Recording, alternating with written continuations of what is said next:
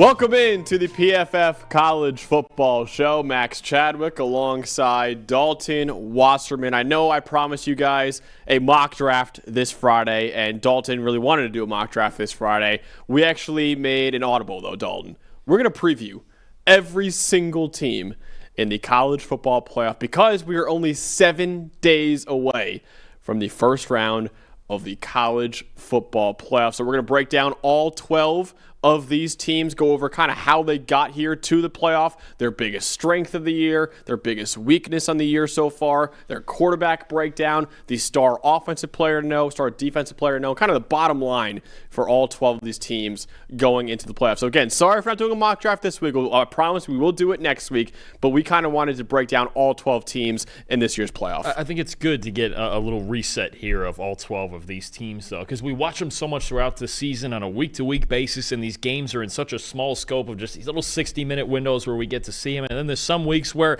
you know what, we don't cover their games necessarily. They're playing blowout games and things like that. So I think to get a reset and to understand what each of these 12 teams has, a reason possibly that a lot of them could win a national title, maybe a potential pitfall one way or the other, but they're all really, really good, and I'm excited we get to examine them here today. I got Donnie in the chat right now. We got a Buckeyes fan in the chat right now saying Bucks by 50. We'll see if how Ohio State does.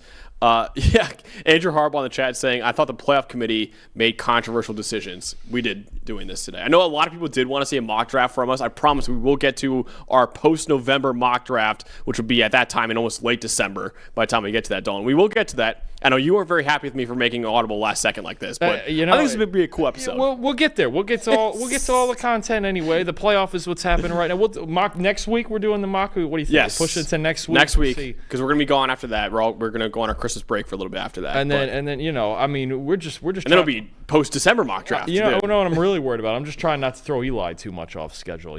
I hope not. We can't do that to Eli. We can't drive him crazier than we already do. That would be the real issue here. Once he's mad, then we're really in trouble. No, of course, yeah, absolutely. He runs the show around here. I want to remind you guys right now, all the stats that we're going to use to break down all 12 of these teams today are available to you guys with a PFF Plus subscription that right now is 30% off when you use the promo code Holiday30. And of course, the holiday season is coming up very, very soon, which means this promo code will be going away very, very soon. So use that promo code right now. Get PFF Plus 30% off right now when you use the promo code Holiday30. You get all the access to the same stats, data, analytics that every NFL team uses, every college football team uses. You also get access to our 2026 NFL Mock Draft Simulator, the best mock draft simulator available right now, and of course access to our best fantasy football tools, player prop tools, and you get access to our betting tools too that can help you kind of put more money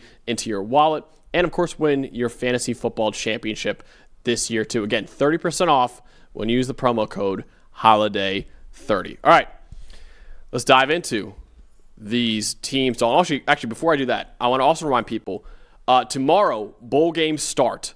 And right now, our Bowl Mania group has about 50 people in it. Really appreciate you guys for joining that group. You have basically 24 hours until you can until that basically closes. So join our Bowl Mania group right now. And if you win, if you pick all the bowl games right, or however many you get right, and you win the group, you get a free year of PFF Plus. So forget the 30% off PFF Plus. You get PFF Plus 100% off if you win our Bowl Mania group. The link is in the description below. Join that Bowl Mania group right now. It's absolutely free. You don't have to sign up or anything like that. Just play the group. We want to kind of pick all these games with you guys.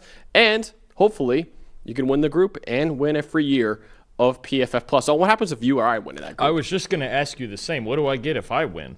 I don't know. Free plate of Skyline Chili. I'll take it. There we go. Done deal. I'll buy you a plate of Skyline Chili if that I happens. win. All right, that's perfect. Couldn't ask for any more than that, really. Probably could have, but you know what? I'll take it. And Harb saying, my wife wants new mats for the car for Christmas, but I told her PFF Plus was a better gift. It is. I mean, it's sound logic, really. I understand completely. Say, listen, all you got to do is place your bets on whatever we recommend for the week, and then you could buy infinite car mats if you do that. So. Oh, wow. I probably need a couple. It's an investment. It's an investment. Maybe if I win the Pick'em group, maybe I get new cars. Donnie's saying Skyline overrated. I'm actually with him on that. You're both wrong. Listen, I respect you both, especially Donnie. You're both wrong. See that? The Dalton made me try Skyline because I lived here in Cincinnati for way too long and haven't tried it. It was a C+. I'll never get it willingly again. I didn't hate it, but it was like, all right, this is fine. It's your number one hangover food, though. It is. As usual, you don't know what you're talking about. So it's just you just say blasphemous things here on air. Just terrible. You could not. If there's anything you could not be more wrong about, it's this. Actually. I'm sure. Again, join that Bowl Mania group right now, though, to have a chance at winning PFF Plus for an entire year, completely free. All right, let's dive into these team previews now. Starting off with the number one Eli Skyline is going to do not agree with that. The number one team in the country, the Indiana Hoosiers, 13-0. They won the Big Ten championship under Curt Cignetti. Listen, we thought it could not get better than last year for Indiana. It was truly probably the best year in program history last year by going 11-2 and making the college football playoff and losing only to the two teams that played in the national title game in Ohio State and Notre Dame. Again, 11-2 last year. They won a combined 9 games in the 3 years before Cignetti took over.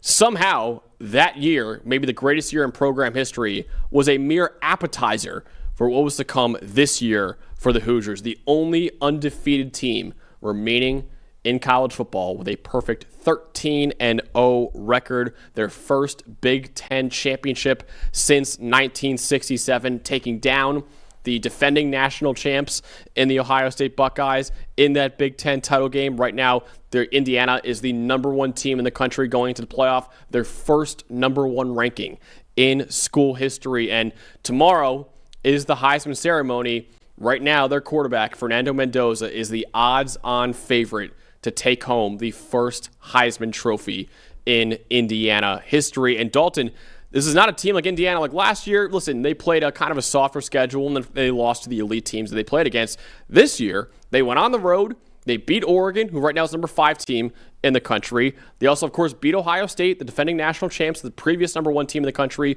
in the Big Ten title game. And, of course, they also have wins on the road over number 23 Iowa and still a Penn State team that's very talented too. So Indiana is battle-tested this year too. They're absolutely battle-tested. The schedule was harder this year, and they proved that they're an elite football team, right? And you go back to last year, there was a lot of doubt about the soft schedule and who have they beaten. And I think the one thing that keeps standing out to me, the most astounding thing, is 2 years into this era of Curt Cignetti in Indiana, and the only 2 teams he's lost to, which were both last year, were the 2 participants in the national title game, the 2 best teams in the country last year. So you just look at the balance of this team, everything they have, and they were so darn good last year, so dominant, and they're even better this year. And you mentioned especially that road win at Oregon and the win against Ohio State. They won those games because they were the more physical team on the field in both matchups. The trench play was just outstanding. So they've caught up to these elite teams in a matter of 2 years in the trenches.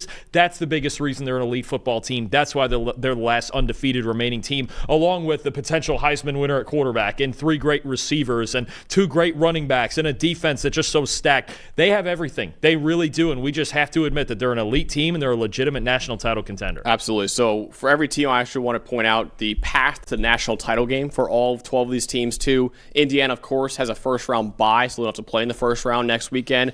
In the quarterfinal, they will take on either Oklahoma or Alabama, and that game will be at the Rose Bowl. In the semifinal, if they make it there, they will take on the winner of number 4 Texas Tech against either Oregon or Texas Tech, and that will be the Peach Bowl in the semifinal game too. So you mentioned before, Dalton, the biggest strength of this team is they really don't have a weakness right now. Yeah, no, absolutely. If you look at every single aspect of PFF grading that we have, it's passing and rushing, the blocking, both sides, and all the defensive aspects, every single one, they're in the top 17 in the country, right? They don't have a single glaring weakness on this team that you can go, okay, this is the way that you have to beat them. You just have to find a way to go out there and match the physicality, force Mendoza into mistakes, and they've shown several times this year, you got to play all 60 minutes, right? You had the last-second comeback in the Penn State game, the catch by Omar Cooper. Iowa was ahead of them in that game, and then Elijah Surratt with the big play to put them ahead, right? You got games where they come through in the clutch in the fourth quarter as well as play well throughout the game. So defensively, they're stacked. 3rd highest graded defense in college football, highest graded offense in college football. They've just got an unbelievable level of talent throughout every position on their roster, and they execute at such a high level. There isn't something that you can just go, yes, that's the thing that we have to attack, and that's just the one thing that is the crack in the armor. You really have to go out and play well for 60 minutes to beat them. And 10th in special teams grade too. Just everything. All three phases. Just it's such a good, balanced football team. I mean, it just there's certain teams we look at and we're going to look at in this field that you go, okay, it's that. That's the thing that really is the kryptonite. I know you tried to find a biggest weakness for every team. This was probably the hardest one because they're just so balanced and so good in all three phases of the game. Yeah, unsurprisingly, they're the highest graded team in college football with a 96.9 overall grade this year.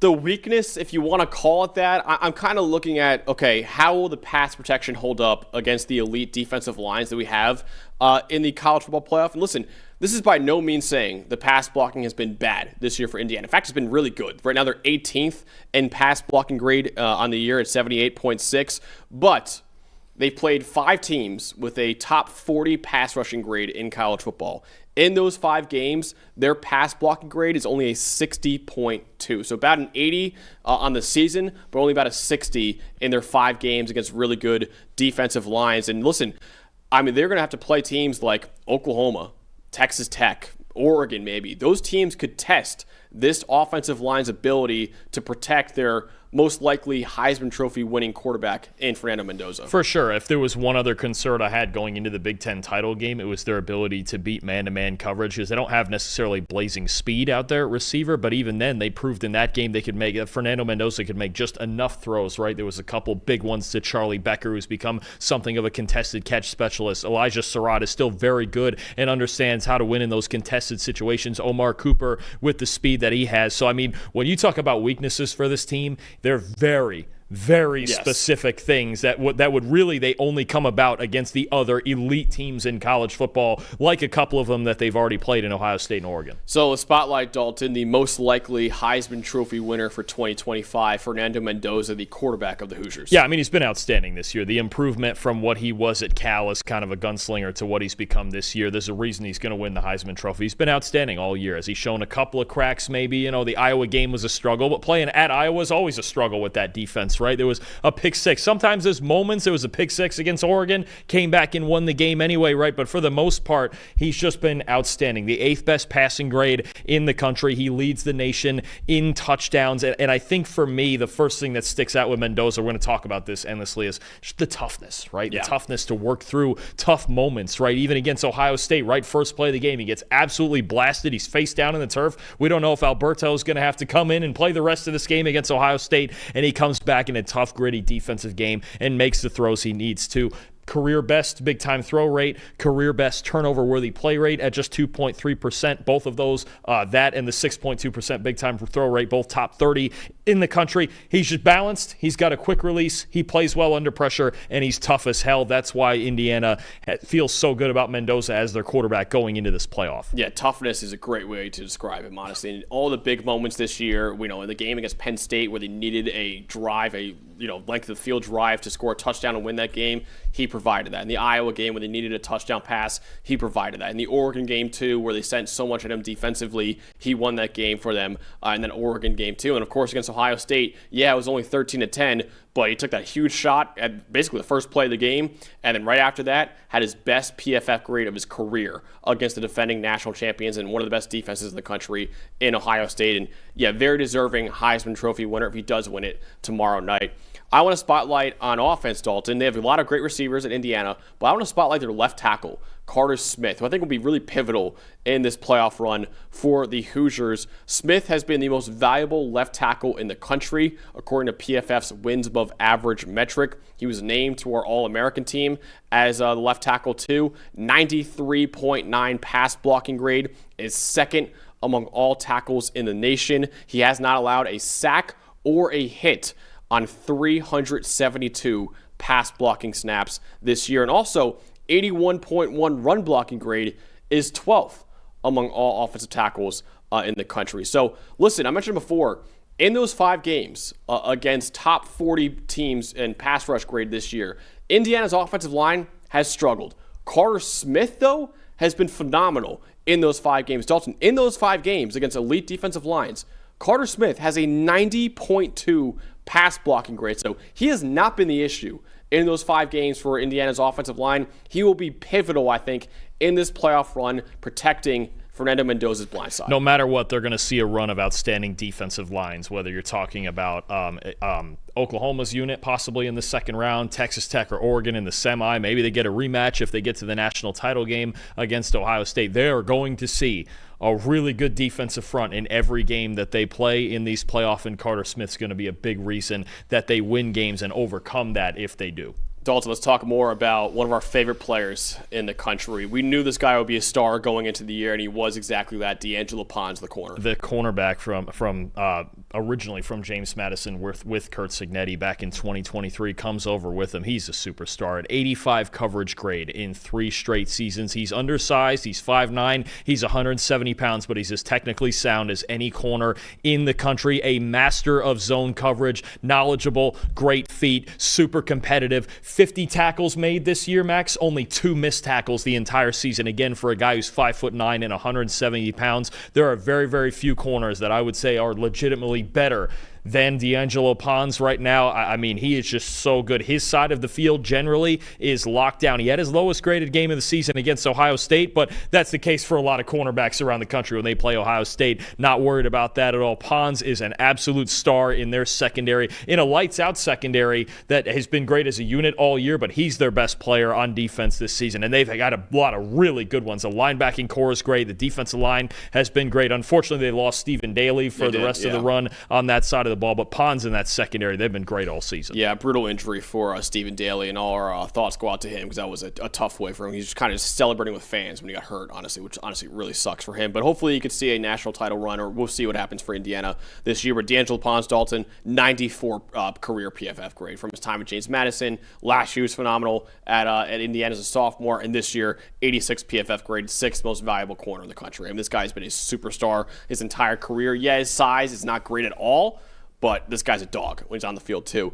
Bottom line time now, Dalton, for Indiana. How legitimate are their hopes to win the program's first ever national title? Legitimate. I mean, if they're not number 1 on your list as they are right now, they're in the top. I mean, they're in the top 4 or 5 at the very worst. I mean, they've proven it. They've beaten Oregon. They've beaten Ohio State. Their defense can play with anybody. Fernando Mendoza can play through adversity and play with anybody. They've got everything. They just have to go out there and execute, man. And they have every reason to think that they can win a national championship. They've beaten those caliber of teams, and they just have to do it 3 more times. Last year, Indiana was the David trying to take it down. The Goliaths in Notre Dame and Ohio State, they could not do it.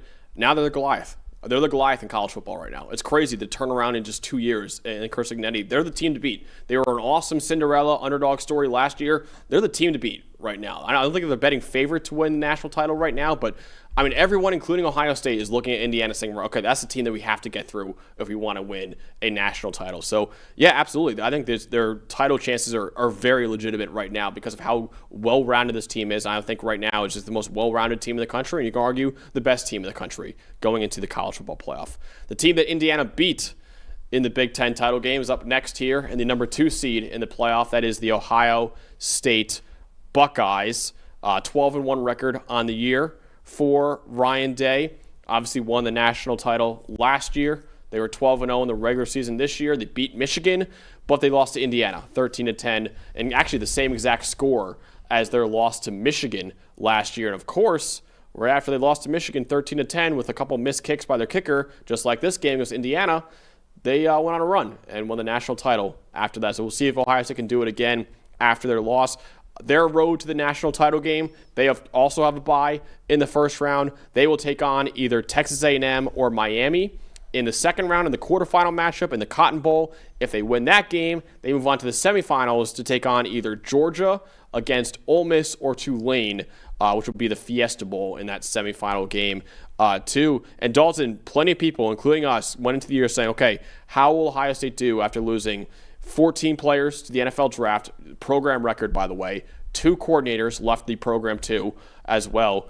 And Ohio State put all those concerns to bed by steamrolling the competition this year, 12-0 record. Of course, they beat Michigan for the first time in 6 years. They lost to Indiana, though, after that too.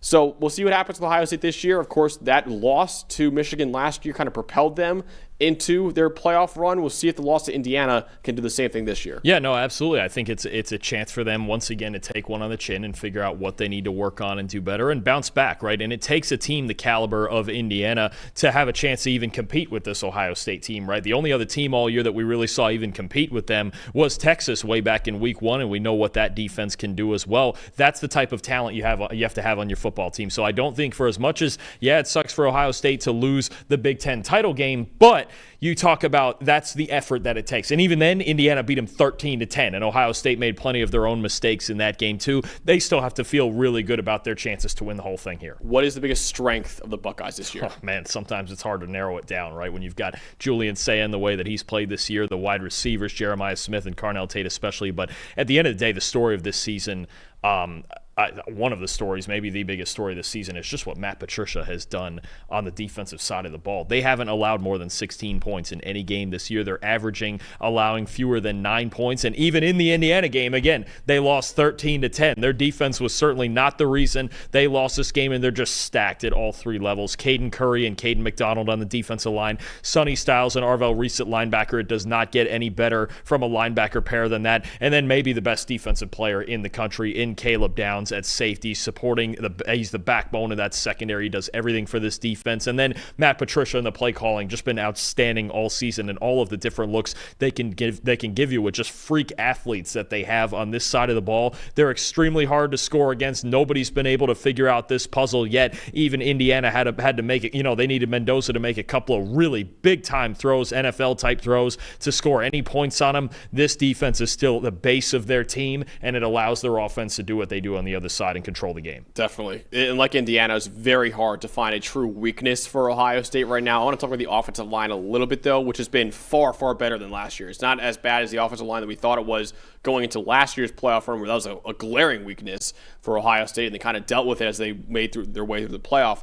This year, though, they've been a lot better, but also have come up short in some big games. Remember the Indiana game, the Big Ten title game, they let up 5 sacks in that game against Julian Sayin back there at quarterback, and against defenses with a top 35 pass rush grade this year. The Buckeyes have only a 58.4 pass blocking grade, and even though Ohio State on the season is 6th in the nation in run blocking grade, they also have a 58.4 run blocking grade over their last 3 games too. So the offensive line has come up short in pass protection against some really good teams this year, that are really good defenses this year, and the run blocking has not been nearly as good as it was earlier on in the season. Yeah, I would call it a good offensive line. I wouldn't call it an elite offensive line, and they're going to get some really interesting matchups starting in their first game in the quarterfinal against either Miami and that elite unit with Ruben Bain and those guys, or Cassius Howell and that Texas A&M defensive line that's really good. So this is going to continue to be a theme. It really does feel like deja vu, doesn't it? Because we went into last year's game of playoffs, I should say, with Ohio State. Remember, they were playing Tennessee, and it was like, man, can they block anybody? They just got dominated by Michigan up front. They've had issues on the offensive line all season. I think it's not quite as bad as we thought last year, and they ended up winning the national title anyway, but this would be an area of concern for me. You're talking about, okay, if they have to play either A&M or Miami in the quarter, then maybe Georgia and Kirby Smart, everything he throws at you, and then eventually somebody on the other side is going to have a really good front seven that you have to deal with. And the other thing in that Indiana game too, Ohio State only ran for 87 yards. That's a problem, right? We've been talking about how much better they've gotten with Bo Jackson in this run game down the stretch of the year. That kind of went away against Indiana. They got outrushed in that game. This Ohio State team with balance and their offensive line playing well, borderline unbeatable. But this is the one way you have to get to them. Be the more physical team up front. And that's how Indiana did it, right? Like I said before, Ohio State allowed 6 sacks all year, which is a great number. And then in the Indiana game, they allowed 5 sacks. And I think part of that was due to Julian Sayin holding on to the football for much longer than he usually does. But also part of it was the Ohio State offensive line kind of struggling as Indiana and what they're doing with their defensive line in that game. Dalton, let's talk more about Julian Sayin, who, yes, it wasn't his best game against Indiana in that Big Ten title game, but this guy has been probably the most accurate quarterback this year and one of the most accurate quarterbacks we've ever seen in college football. Lights out, man. You talk about a redshirt freshman who's just broken all of the expectations, even with that receiving core that he has. And, I'm sure there's people that still say, oh, those receivers carry him. No, they don't. This kid is outstanding. He is the most accurate quarterback in college football, leads the nation in completion percentage, adjusted completion percentage, and per our quarterback charting, accurate throw rate. He is the most accurate quarterback in the country. As a redshirt freshman, putting putting up accuracy metrics on par with the Joe Burrows and the Bo Nixes and the C.J. Strouds that they did in their final years of college. He's done it in his first year starting, the confidence that he has in these receivers, and he's not conservative about it either. He's got the second best deep passing grade in college football this season, right? And I get it, man. If I had Smith and Tate, I'd air it out too. I get it, but he's done it at such a high level and such a consistent level. Max, only 1 out of 13 games this year with a passing grade below 70. I mean, so even if he's not, grading out at a 95 and playing a perfect game, he's still been really, really good in just about every single game this season. He gives you such a high floor. Is he the best athlete on the planet? No, but his accuracy and his precision are what's going to continue to give this Ohio State team that dominant feel that they can with all the talent they have on the outside. Yeah, 78.4% completion rate right now. That would be the all-time record in college football if it stands through this playoff run too. Yeah, Julian Sain's accuracy, man, is out of this world. It also helps that he has the best receiving core in the country to throw to. Headlined by Jeremiah Smith, and someone in the chat, Dalton, actually said Jeremiah Smith is the most generational Ohio State receiver in at least 3 years, which is crazy considering he's like a generational talent, and you're like, in at least 3 years, because they have like a generational guy basically every single year at Ohio State. For 99% of other schools, it would be ever, by far, this is the greatest player we've ever had. For Ohio State, it's like, oh, he's the best one maybe since Garrett Wilson. Like, this is what we're Marvin doing. Harrison Jr., yeah, guys like that. Yeah. Exactly. Jackson Smith and Jigbo, whatever you want to say.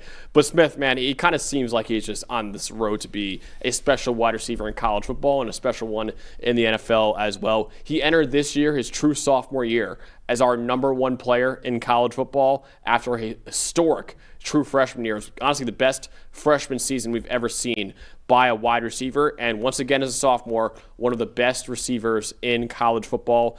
89.8 receiving grade and 11 receiving touchdowns. Each are 5th in the country right now. He's also 3rd in the Power 4 with over 1,000 receiving yards, and he was named to PFF's All-American team as a sophomore too. Yeah, no, I mean, we have a whole nother year of this with Jeremiah Smith. You almost run out of things to say about him. He's a freak. He's on that Julio Jones, Calvin Johnson level of prospect where he's going to go no less than top 3 in the 2027 draft. And, you mentioned it. You had him as the top football player in college football coming into this season.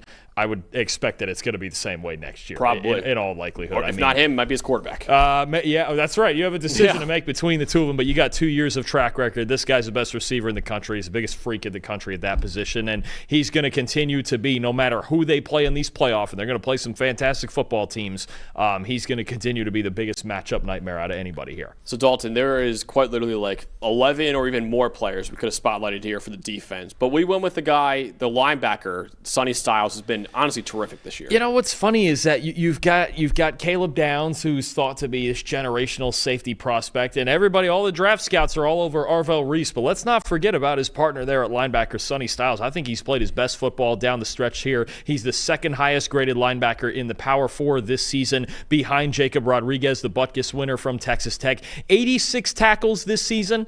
No missed tackles. He hasn't missed a single tackle. He's a freak athlete. He's been really good in run defense. The block shedding is getting even better. The recognition is getting even better. He is one of the best linebackers in the country. No question about it. And Ohio State's got 2 of them, and he allows them to move Reese around when they want to put him off the edge or do different things with him. Styles is just so good at what he does. And as a former safety, the freakish athleticism that he brings to this position as well, you really could see 2 linebackers for Ohio State both drafted in the first round. That's how good Styles has been this season. Oh, terrific, man. The fact that he has not missed a single tackle this year in 86 attempts is outstanding, and tied for 3rd in coverage grade this year among all Power 4 linebackers. He was a first-team All-American for us here at PFF. Should be a first-round pick in the draft.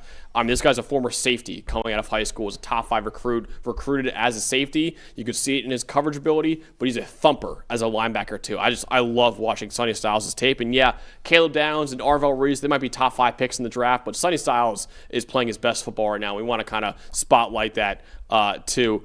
Halsey, HFW, Dalton also said in the chat that Bo Jackson is the best Bo Jackson in 30-plus years. That's true, too. That is true, yeah.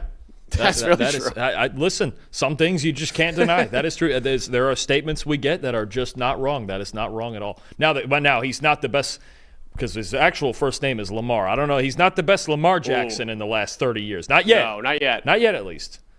But that's a good argument you can make. Definitely the best Bo Jackson we've seen in a long time. Yeah, Drake Holiday's been on Sunny Styles for a minute now. Yeah, shout out to Drake Holiday, Baltimore, in the chat for that too. Yeah, he's phenomenal. D'Amico Ryans grabbing Sunny Styles in the draft for the Texans. Brandon Hallam saying, wouldn't hate that. That'd be fun. Next to FAU legend Azeez Al-Shire. That's true. Man. That's true. Can't get any better than those two. Jeez. Dalton, what's the bottom line for this Ohio State team? After losing to Indiana, can they win the national title? Can they do what they did last year and lose a game and then go on a run in the playoff and win the whole thing? What do you think for the Buckeyes Absolutely. this year? Bottom line, expectations do not change. They lost to a really good football team, and I think Ryan Day, what he can do is look around, especially at all the guys that were there last year and primary contributors to this run, right? Jeremiah Smith, Carnell Tate, Caleb Downs, right? Sonny Styles as one of the few starters returning along with Downs on that defense. He can look at his guys and go, listen, here's proof we're not perfect, okay? Things aren't always going to go perfect, and we've done this before. We had a couple of losses last year, the tough loss to Michigan last year that kept us out of the Big Ten title game. We bounced back from that. We did it last year. This is what you have to do. Take it on the chin, make another run, play your best football for 3 games. I think absolutely they can win a national title. They might have to do it in a rematch with Indiana at the end of the line here, but they're perfectly capable of it. I don't think any less of Ohio State just for losing that game, a really competitive game. And it's really not even the same thing as last year, because last year, again, in the Michigan game, it was the rivalry bit. They were 20-point favorites. Michigan was 7-5 last year. It wasn't a great football team. They made a lot of self-inflicted errors. Not that they did in this Indiana game, but you played a team that was equal with you, and you found out that there are other teams in the nation equal with you. Bounce back, and they can absolutely do it. In a weird way, last year, and I know Ohio State fans will never say that losing to Indiana is a good thing, but almost that loss is almost needed and necessary for Ohio State last year to say, hey, we're not perfect right now, right? Now, I know they lost to Oregon earlier in the year too, but they lost to Michigan. That felt like they just lit a spark under their ass. And they went to that Tennessee game, and you picked Tennessee to win that game. A lot of people thought Tennessee could upset them in that first round. They put a beatdown on Tennessee. Then they put a beat down on the number 1 team in the country in Oregon, right? So then they beat Texas in that semifinal game, what ended up being a great game. Then they beat Notre Dame in the national title game too. That galvanized the team, that loss to Michigan. I think this Indiana loss, it could galvanize them too. I know our predictions, Dalton, will come out next week for our full bracket predictions, but I'll spoil it right now. I think Ohio State's going back-to-back. Even with the loss to Indiana, I think they will avenge that loss later on in the playoff. I think Ohio State is winning the national title this year. There's nothing really about that Indiana game that makes you think they can't do it. They lost a tight, hard-fought defensive football game. They are absolutely capable of going back-to-back, yeah. Are you picking them? Oh, you want me to reveal it too? We doing it? You want to? If you want to, you don't have to. No, I'm going to save mine. Okay. I'm not going to spoil it. We should do it on the preview show on Tuesday. Reveal our full bracket and what we think is going to happen. And then, of course, well, you know me then. I will abandon ship on predictions, also on preseason predictions and things like that. If I see something in the game that I have to change the game picks, I'll abandon the bracket in a minute. But we'll do that. We'll do that next week. So, listen, Ohio State suffered a setback in that Big Ten title game. But right now, if you look at all the sports books, Ohio State still is the betting favorite to win the national champions, even over Indiana right now. So the repeat as national champions, I think they will do it, and Dalton will reveal whether or not he thinks they will do it on Tuesday during our preview show. Next up, the number 3 seed, the Georgia Bulldogs, coached, of course, by Kirby Smart, 12-1 in the year. They won the SEC championship. I love that picture of Kirby Smart that Eli always uses in every single graphic that we have. I think it's an awesome picture of Kirby Smart. Obviously, you can see a very well-rounded team right there. Top 25 in offensive grade, top 35 in defensive grade, so top 25 in EPA per play, and top 35 in EPA per play in defense too. For Georgia, their path to the national title game, they also have a bye in the first round. In the quarterfinal, they will either have a rematch with Ole Miss, or they will play Tulane. That will be in the Sugar Bowl. If they win that game, they move on to the semifinal to take on either Ohio State or Texas A&M/Miami. Whoever wins that game in the first round, that will be in the Fiesta Bowl. And honestly, Dalton, business as usual for Kirby Smart and the Bulldogs this year. They won the SEC championship for the 2nd year in a row and the 3rd time in the last 4 years. In that SEC title game, Georgia avenged their only loss of the year, which was an early regular season loss to Alabama. They blew out Alabama in that SEC title game by a 28-7 final score.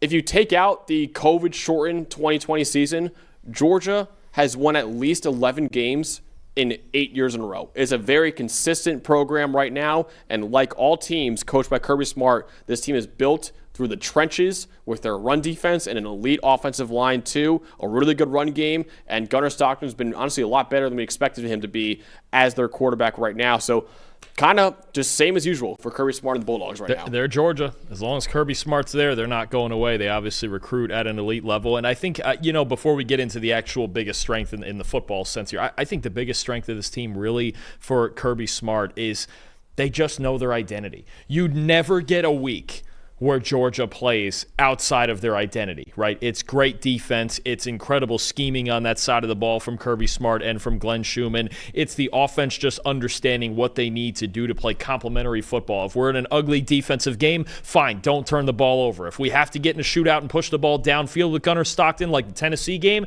then we'll do that. And we will just do what's necessary to win ball games. It's the most like, what we're used to seeing from the Kansas City Chiefs or what we used to see from Tom Brady and the New England Patriots. We don't care how it looks. We just care that we have more points than the other team at the end of the day, whether that's 17-10 or whether it's 41-38. We're going to find a way to win a ball game, and that's just what we do every single week, and they're just so consistent in their identity. So what is the biggest strength of this Georgia team right now? So in a football sense, what I would pick out, because I think it's the first domino that sets things up for the rest of their team, their run defense, it's just incredible, right? You got Kristen Miller and those guys on the defensive line. You've got C.J. Allen at the linebacker level. This is as good a group of tackling defensive backs in the country with guys like K.J. Bolden and Dalen Everett being willing to step up in run support. Only 3.4 yards per carry allowed this entire season. Ridiculous stuff. 5th in the FBS in run defense grade. You just look at the team effort that this takes, and what does it set up, right? You have an elite run defense.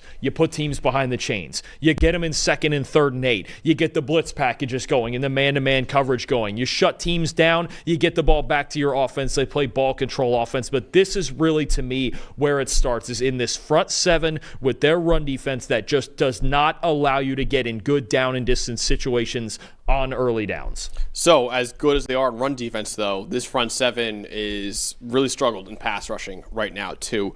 62.1 pass rush grade, 125th in the country right now.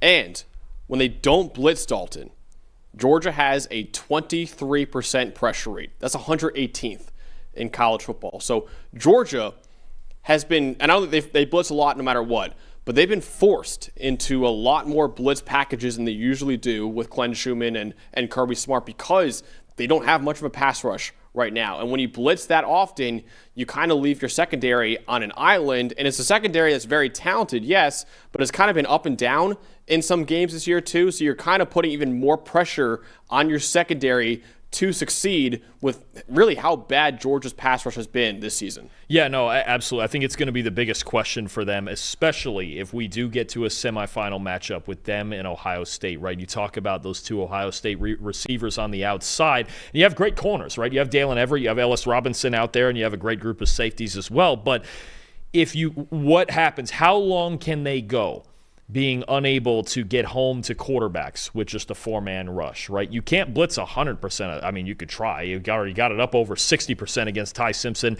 in Alabama, and he couldn't beat it. How long can Georgia go being so blitz heavy? How long can they rely on those corners to play in man-to-man coverage as often as they have to in these blitz packages? To me, that's going to be the biggest question. Now, I do think they get pretty favorable matchup one way or the other against either an Ole Miss team that they already beat or a Tulane team that they would obviously be very heavily favored against, but that's going to be the big question. Can Georgia's defensive line, if they are forced at some point to sit back in coverage, can that front 4 get any pressure? Because that's the one thing they really haven't done well all year. So tell me more about Gunnar Stockton, who honestly, Dalton, has proven us wrong, proven a lot of people wrong going into the year. A guy that we thought would be a solid quarterback for Georgia going into the year, but he's been honestly one of the better quarterbacks in college football. He has, and I think he's gotten better as the season's gone on. We have to remember, even last year, he had, 2 career starts? Was it? Or 1 career start, just the Notre Dame game? Yep. I mean, you're talking about a guy who he's fresh, right? We talk about a lot of these other younger quarterbacks, first-year starters, right? Or Dante Moore at Oregon, first year starting at Oregon, Julian Sand, redshirt freshman. But Stockton was relatively new also. In his first 5 games, I think they were really breaking him in. A 70.5 passing grade in his first 5 games. It was very conservative, 6.5-yard average depth of target's very low. But then you started to see it. The Tennessee game is when you really started to see it. He starts throwing downfield and shows the ability that he can threaten defenses vertically, and it's been great ever since that. His last 8 games, Max, he's got an 85 passing grade, 6th best among Power 4 4 quarterbacks in that stretch. He's safe with the football. Maybe he's not the most accurate quarterback in the country, but he understands, again, what he needs to do to win games with his arm and with his legs. And you talk about Georgia being so good with the blitz on the defensive side. Gunnar Stockton's been really good against the blitz all year. On the offensive side of the ball, 87.7 passing grade against the blitz, 9th best in the country. You're not going to rattle him. I will give him that much. Sometimes, the delivery, the accuracy is a little bit off. Sometimes it looks a little bit gutsy, and we get into low-scoring games. You saw that against Georgia Tech a few weeks ago, but you are not going to rattle Gunnar Stockton, and he understands what he needs to do and what Kirby Smart wants him to do to win football games. I think it's a great way to put it right there, is that he pretty much knows what he needs to do to win football games. Whether he needs to be a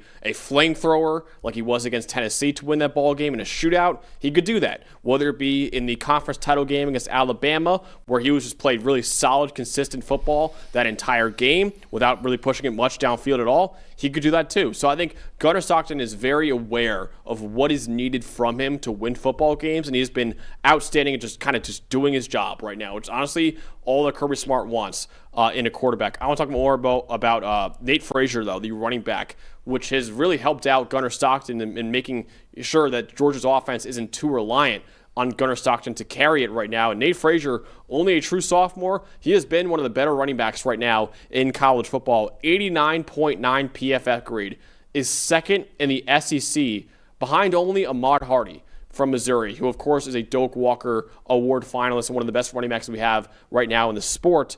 36 forced missed tackles, are also 4th in the SEC too. Nate Frazier is a very, very physical running back who can bowl over defenders. And like I said before, he has been critical in making sure that Georgia has a very good run game to complement a very good quarterback in Gunnar Stockton. They always want to run the football, right? And the biggest thing for Georgia on offense, regardless of how they go about it, in most games this year, stay on schedule. Right, you saw that in the Alabama game too. Just stay on schedule, control the clock, and Nate Frazier is a big reason for that. The sophomore running back, obviously really good vision. You mentioned a very physical runner, creating yards after contact and just keeping the chains moving. I think that's the big thing with this Georgia run game. And even the pass game most weeks in general, that's what they want to do. Keep the chains moving, control the pace of the game. Frazier does a really good job of it. Our guy Drake Holiday in the chat, Dalton, saying KJ Bolden is going to be really high in his preseason safety rankings for next year's draft class because he has been terrific in his 2 years so far of college football. I was just going to say, KJ Bolden, that's our defensive player spotlight here, and I was just going to say, I know you don't have, you're nowhere near doing the top 10 positions rankings for next year yet, next year's college season. He might be number 1 on the safety list. He probably will be. I mean, you talk about a natural successor to Malachi Starks there, the former first-round pick, now Baltimore Raven.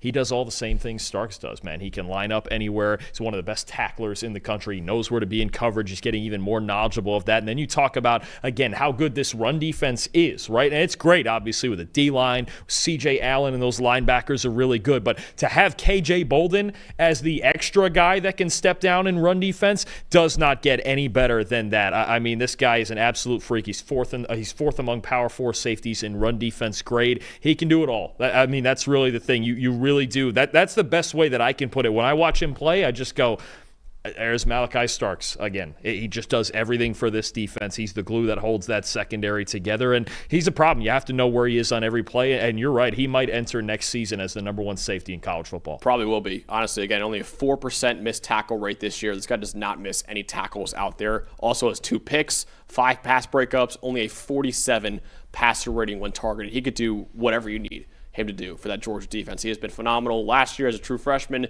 even better this year, honestly, as a sophomore. Dalton, what is the bottom line for the Georgia Bulldogs? I think Drake Holiday was saying he thinks Georgia could win the whole thing this year. What do you think the Bulldogs' ceiling is right now? They can win the whole thing. Any game where they get to play their style of football and control the pace that they do with running and stopping the run first and foremost, they can win. Their defense gives them a shot, and I think that's the fun part about this entire playoff field. I know I've said it before. We're going to continue to talk about it.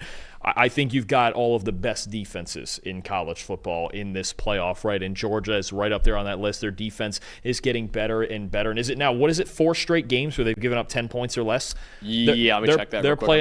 They're playing their best football down the stretch. Their defense, if your defense can play with Ohio State, with Indiana, with these other teams near the top, yeah, you can win any given football game. They're definitely a national title contender. Yeah, they give up 10 points against Texas, 3 points against Charlotte, 9 against Georgia Tech, and 7 against Alabama.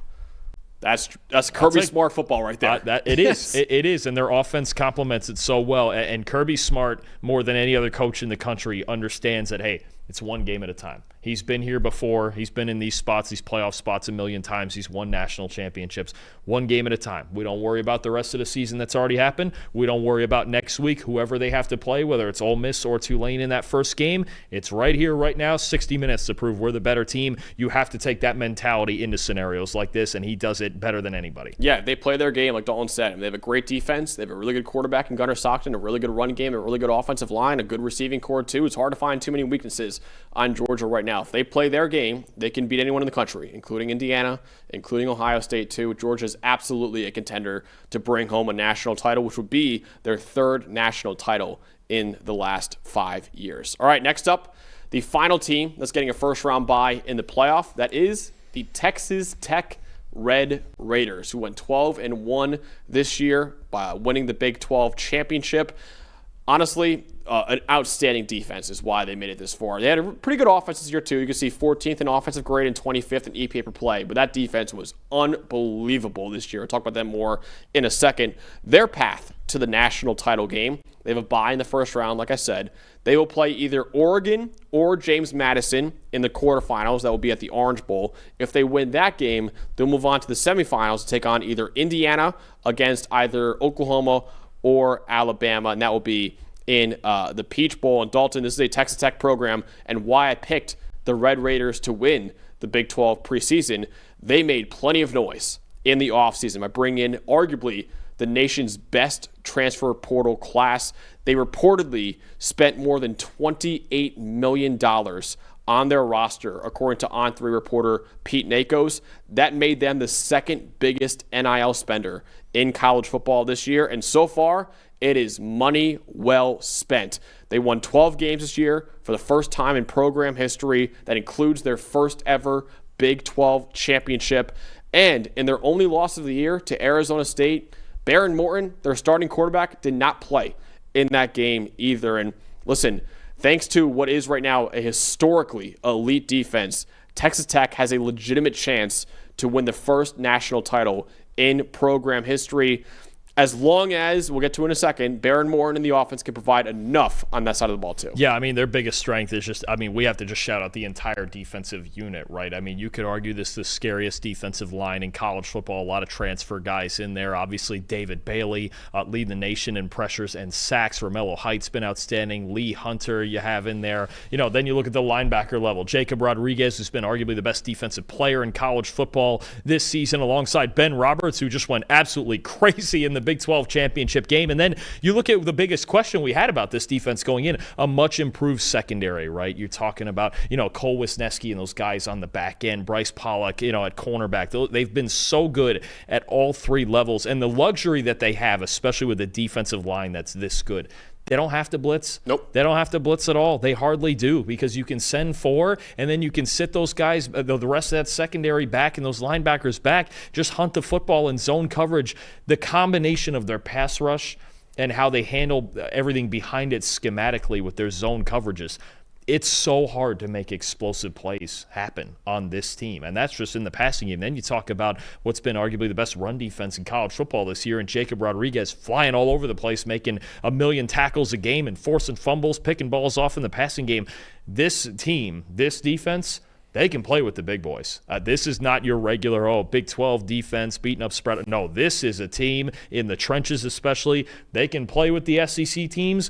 They can play with the Big Ten teams. If we get that quarterfinal matchup with them and Oregon, this D-line against Oregon's offensive line, the best pass-blocking unit in the country, boy, we're going to have a lot of fun. But their defense gives them a chance to beat anybody, including the teams ahead of them. They have a 96.9 defensive grade. That's over 2 points higher than any other defense in the country. Dalton, you want to hear a really stupid stat? Absolutely. Texas Tech, number 1 in the country in run defense grade. Okay. Number 1 in the country in tackling grade. That'll do. Number 1 in the country in pass rush grade. And number 1 in the country in coverage grade. Every single aspect of defensive grading that we have here at PFF, Texas Tech is the best defense in the country at it. That'll do. That's number one in all those categories makes you pretty good. If you get number one in any of those categories, you're like, oh, we have a great defense. They are number one in all of those categories right now. I don't think it's getting enough credit. This is one of the all-time defenses that we're seeing in college football, in my opinion. Yeah. Again, we learned, I think, throughout the second half of this year, because they didn't play a ton of great teams out of conference, but we learned in the second half of this year, especially the two games, beating BYU 60-14 across two games.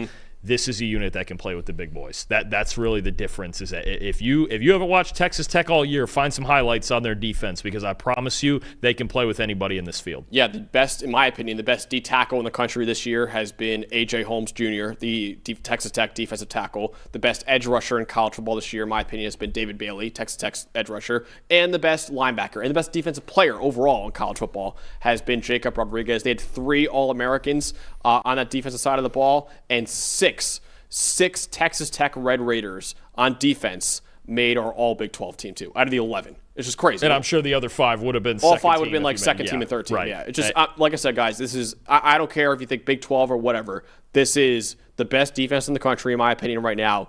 And we might look back on this and say, wow, that is one of the best defenses we've seen in a long time. Yep, absolutely. All right, biggest weakness. Now, does Texas Tech have the quarterback that could take them to the promised land? Because mentioned before, their defense can keep them in any game with any team in the playoff right now. But if they want to win their first national title ever, they'll need consistent play from their quarterback. And listen, Behren Morton has been more than solid this year, a 77.1 PFF grade. But he has faltered in some of Texas Tech's bigger games this year. In their 2 games against BYU, finished the year number 12 in the country, he has only a 54.6 PFF grade. It's kind of been an up and down roller coaster ride for Behren Morton this year, and honestly throughout his entire career too. You need 4 straight really good games. Actually, no, sorry, 3 straight really good games from Behren Morton if you want to win your first national title. Maybe not even great or elite games, just 3 straight. Just do your job and let the defense win this game for us. That's my question, is can Behren Morton provide consistent football over 3 straight games against really good opponents? Yeah, he has done his job this year, right? And he's got a career-high 5.7% big-time throw rate, 76.6% adjusted completion percentage. The big thing for me with Morton, and it's kind of always been like this, is between the pressure of the moment and the pressure that's going to come at him against likely elite defenses that he's going to play on this road to a national championship. Can he perform under pressure? Clean pocket this season, 85.3 passing grade. Nothing wrong with that at all.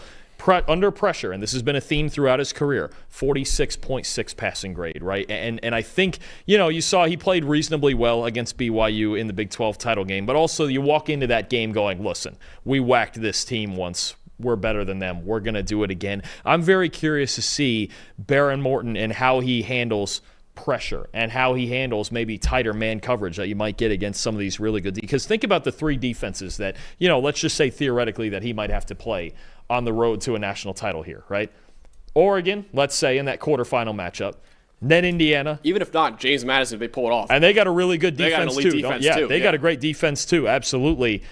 And then maybe in Indiana in the semi, maybe we think, and then maybe in Ohio State or a Georgia or somebody like that in a national. I mean, I think the quarterback here for Texas Tech is the biggest variable. They can run the football with Jacoby Williams and with Cameron Dickey. They've got weapons on the outside, Caleb Douglas, Reggie Virgil, Terrence Carter at tight end. The offensive line's great. We know the defense is great, as we've talked about.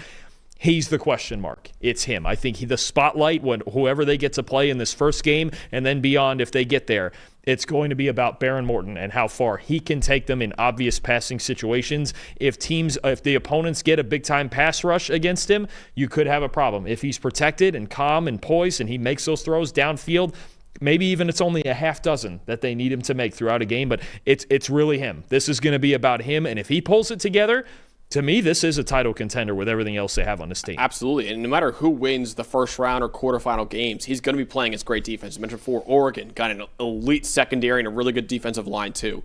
James Madison has had, I would argue, the best group of 6 defense in college football this year and one of the better ones we have in college football.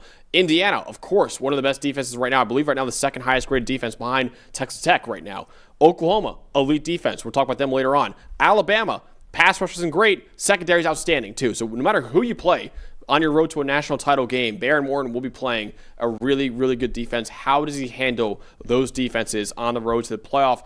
Honestly, Dalton, the guy that could really help him out is Jacoby Williams, their running back, who actually really hasn't even been the top rusher for Texas Tech this year, but he's been more efficient, I would argue, than Cameron Dickey this year, which is why I want to shout him out right here. 90.1 PFF grade, is fourth among all running backs in the country, behind only Jeremiah Love from Notre Dame, Ahmad Hardy from Missouri, and Caleb Hawkins from North Texas. Jacoby Williams has 371 receiving yards, second among Power 4 running backs. 45 forced missed tackles, are fifth in the Big 12 too. And if that's not enough, he also has the highest return grade in the Big 12 with a kick return touchdown. He's only a true sophomore. Just get the ball in this guy's hands and good things will happen. If Texas Tech kind of relies on their run game and their offensive line, and of course their defense to win ball games, and has Baron Morton play kind of more of a secondary role, that's a really good path to wins for Texas Tech, I think, in the playoff. They got two really good backs, man. It's this thunder and lightning element where Williams is more versatile. He will give you those quicker outside runs. He'll give you the work in the receiving game, the return game, like you mentioned. And Cameron Dickey, does he give you kind of that baby Cam Scattaboo feel, right, where he's just a more physical runner that keeps you on schedule? Both of them are outstanding, and they're very important pieces of this offense for sure. And if you can make Morton a more secondary player, I think that's what they would prefer at this point. So, Dalton, we have endless players to talk about here on defense for Texas Tech, but we have to spotlight not only the highest graded defensive player in the country, but the highest graded player in college football. Absolutely. Jacob Rodriguez, number 10 at linebacker. It feels like he makes every single play for this defense.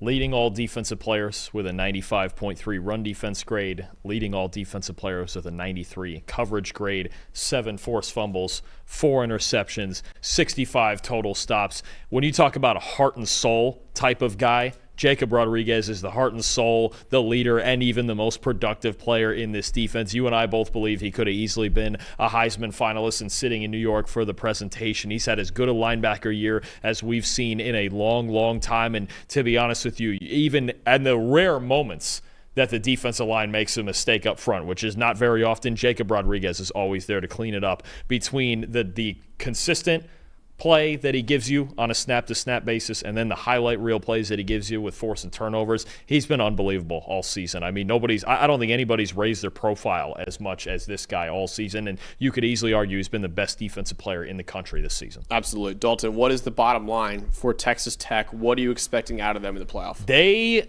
are extremely dangerous because this defense, I don't care who they're playing, this defense is going to cause problems with their pass rush and their ability to prevent explosive plays. The big variable is Baron Morton. If Baron Morton plays above average, even B-plus football with the way their defense and their run game is playing, they could make a run all the way. Yep. They could do it. If Baron Morton ends up faltering under pressure, they could lose their first game. And it might be still ugly and defensive. It could be 17-13 for all we know. But that's the only other time we saw that. It wasn't even Baron Morton. It was Will Hammond in that Arizona State game where they just couldn't get the passing game going. And they had a quarterback on the other side that outplayed him, right? So I think that's the big question, is the quarterback being your variable is a weird element. But the rest of this team, the backs, the weapons, the trenches, the defense, everything you could ask for, they can compete. They can compete with anybody here. They can beat anybody here with this defense, and they're going to be a real problem against whoever they play against in the first round, whether that's Oregon or James Madison, and beyond that, because they give you real obstacles at all three levels of their defense. This is a defense capable of winning a national title, almost by itself, honestly.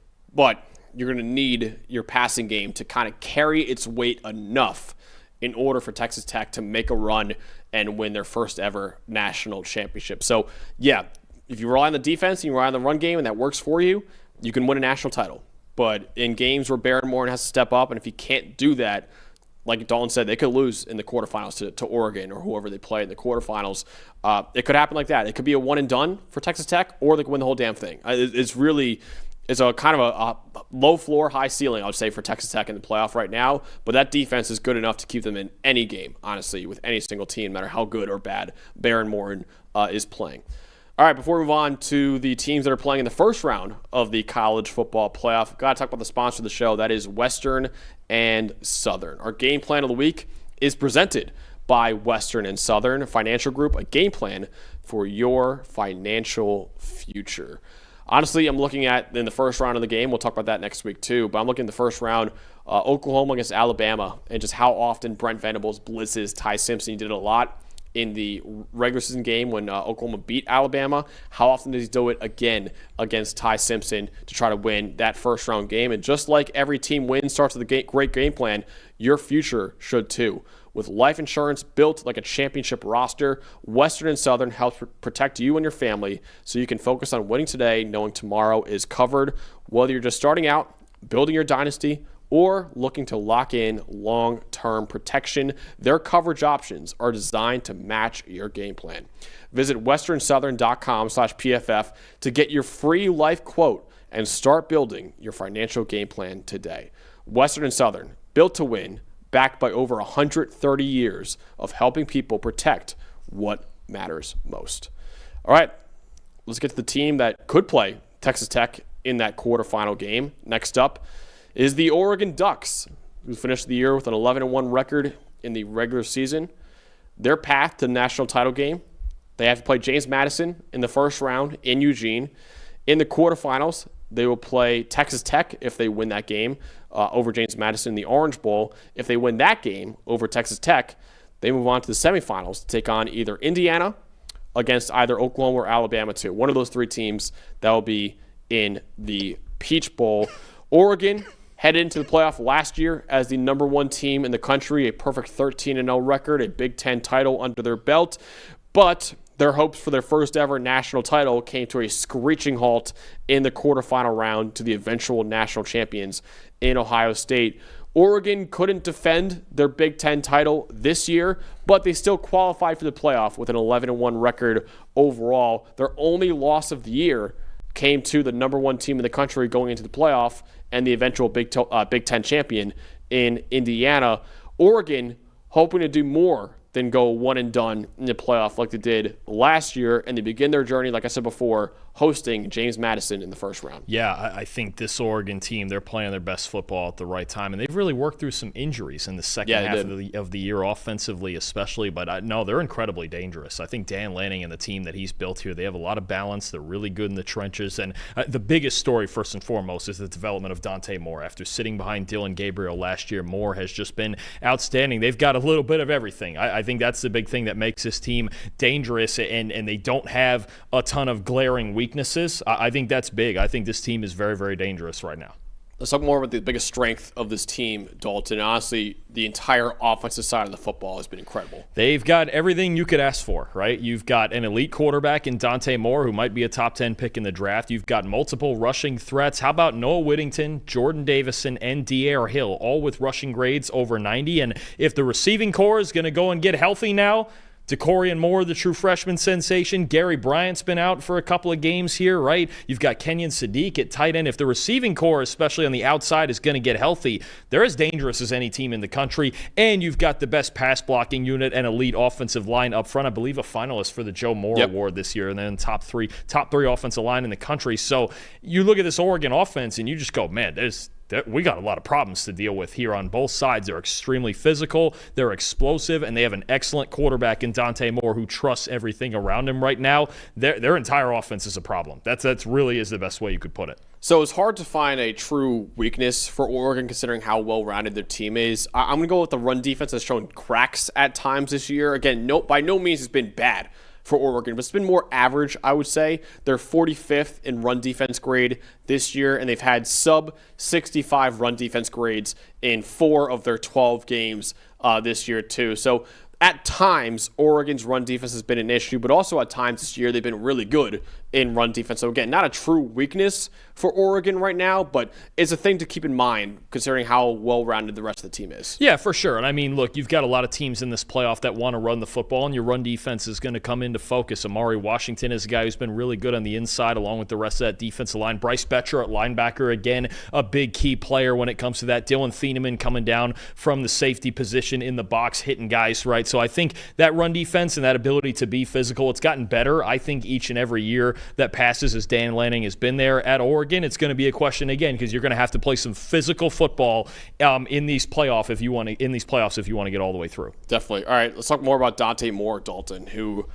honestly could be a top 5 pick in the NFL draft the way he's playing right now. I mean, I don't think Dan Lanning and Will Stein could ask any more of Dante Moore this year, considering he was willing enough to sit behind Dylan Gabriel last year. He got a few sparing snaps in mop-up duty last year, but he's come in just on fire. He's been, other than the Indiana game, which was really the one game where they got beat in the trenches all season, just been outstanding. And I think behind this offensive line and with all the weapons he has and the ability afforded to him with this elite running game and all the space that's given to him in the secondary, he's been able to attack down the field. Max, he has the best deep passing grade, a 98.5 deep passing grade, 20-plus yard throws in the country. Best deep passing grade in the country. 7% big-time throw rate is the best among any Power 4 quarterback with at least 200 dropbacks this season. So when you look at Dante Moore and the pass protection he gets and the ability that he can throw it down the field to anybody in this offense, including the tight end Kenyon Sadiq, extremely dangerous player and a player who's really confident in playing his best football right now. Yeah, he's phenomenal right now. I would consider him as the top quarterback in the draft. I know Fernando Mendoza has been phenomenal this year too, but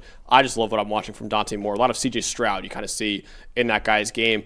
I want to spotlight one of his elite offensive linemen that he has protecting him, Emmanuel Pregnon, who also could be a top 50 pick in the NFL draft for how good he's been this year. He transferred in from USC last offseason, 83.2 PFF grade this year, good for 3rd among all guards in America. He's also one of only 3 guards in the country who has top 10 grades as a run blocker and as a pass blocker, and he has only allowed 3 total pressures across 335 pass blocking snaps. Emmanuel Pregnon has been kind of a revelation on the interior of Oregon's offensive line this year. Absolutely. It's good to represent that offensive line with that spotlight because they've all been so good, right? You've got Isaiah World at left tackle, Yapani Lalulu at center, Alex Harkey at right tackle when he's been held. They've just been such a fantastic unit. And again, to have the best pass blocking unit in college football, that's something you're going to need pretty quickly here. James Madison's got a really good pass rush. You get by them. Texas Tech has maybe the best pass rush in the country, and then you're going to get more of it if you even get beyond them. So that offensive line really is, for as much as Dante is the face of it, and you've got so much talent on the outside and at running back,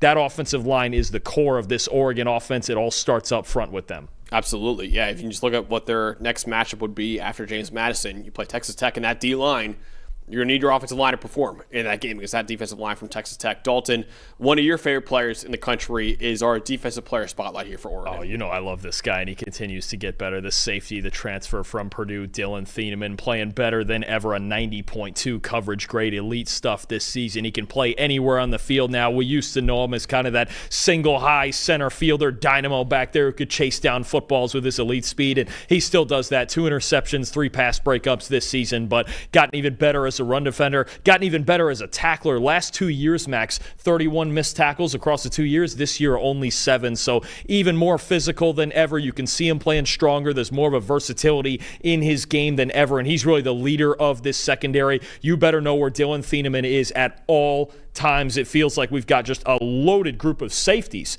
playing in this playoff right now. You've got Caleb Downs, right? You got a great group at Indiana, KJ Bolden at Georgia. Dylan Thieneman's right in that mix, one of the best safeties in the country. Yeah, he has been an awesome player for Oregon's defense this year. He almost made the All-American team for PFF. He absolutely would have been a second-team All-American if we put out a second team too. Yeah, he has been terrific for Oregon's defense this year. Another guy who probably will be a day 2 pick in the NFL draft as well. Dalton, what is the bottom line for Oregon after kind of coming up short last year in the playoff? What do you expect of the Ducks this year in the playoff? I don't want to call them a sleeper because they are the number 5 team in the country, but I think they're the sleeper. When you talk about a quarterback in Dante Moore playing the way that he's playing, when you talk about very underrated, one of the best trench teams on both sides of the ball in the country with their offensive line, the best pass blocking unit in the nation, and this defensive line is really good. Mateo Uiagalelei, Amari Washington, how about the turnaround for Bear Alexander and everything he's done for them this year? Tatum Tuiotti's been great all season, and this defense to me is the part that's still, does it feel underrated still? Like people don't take Oregon's defense seriously, right? And the one thing I think they do better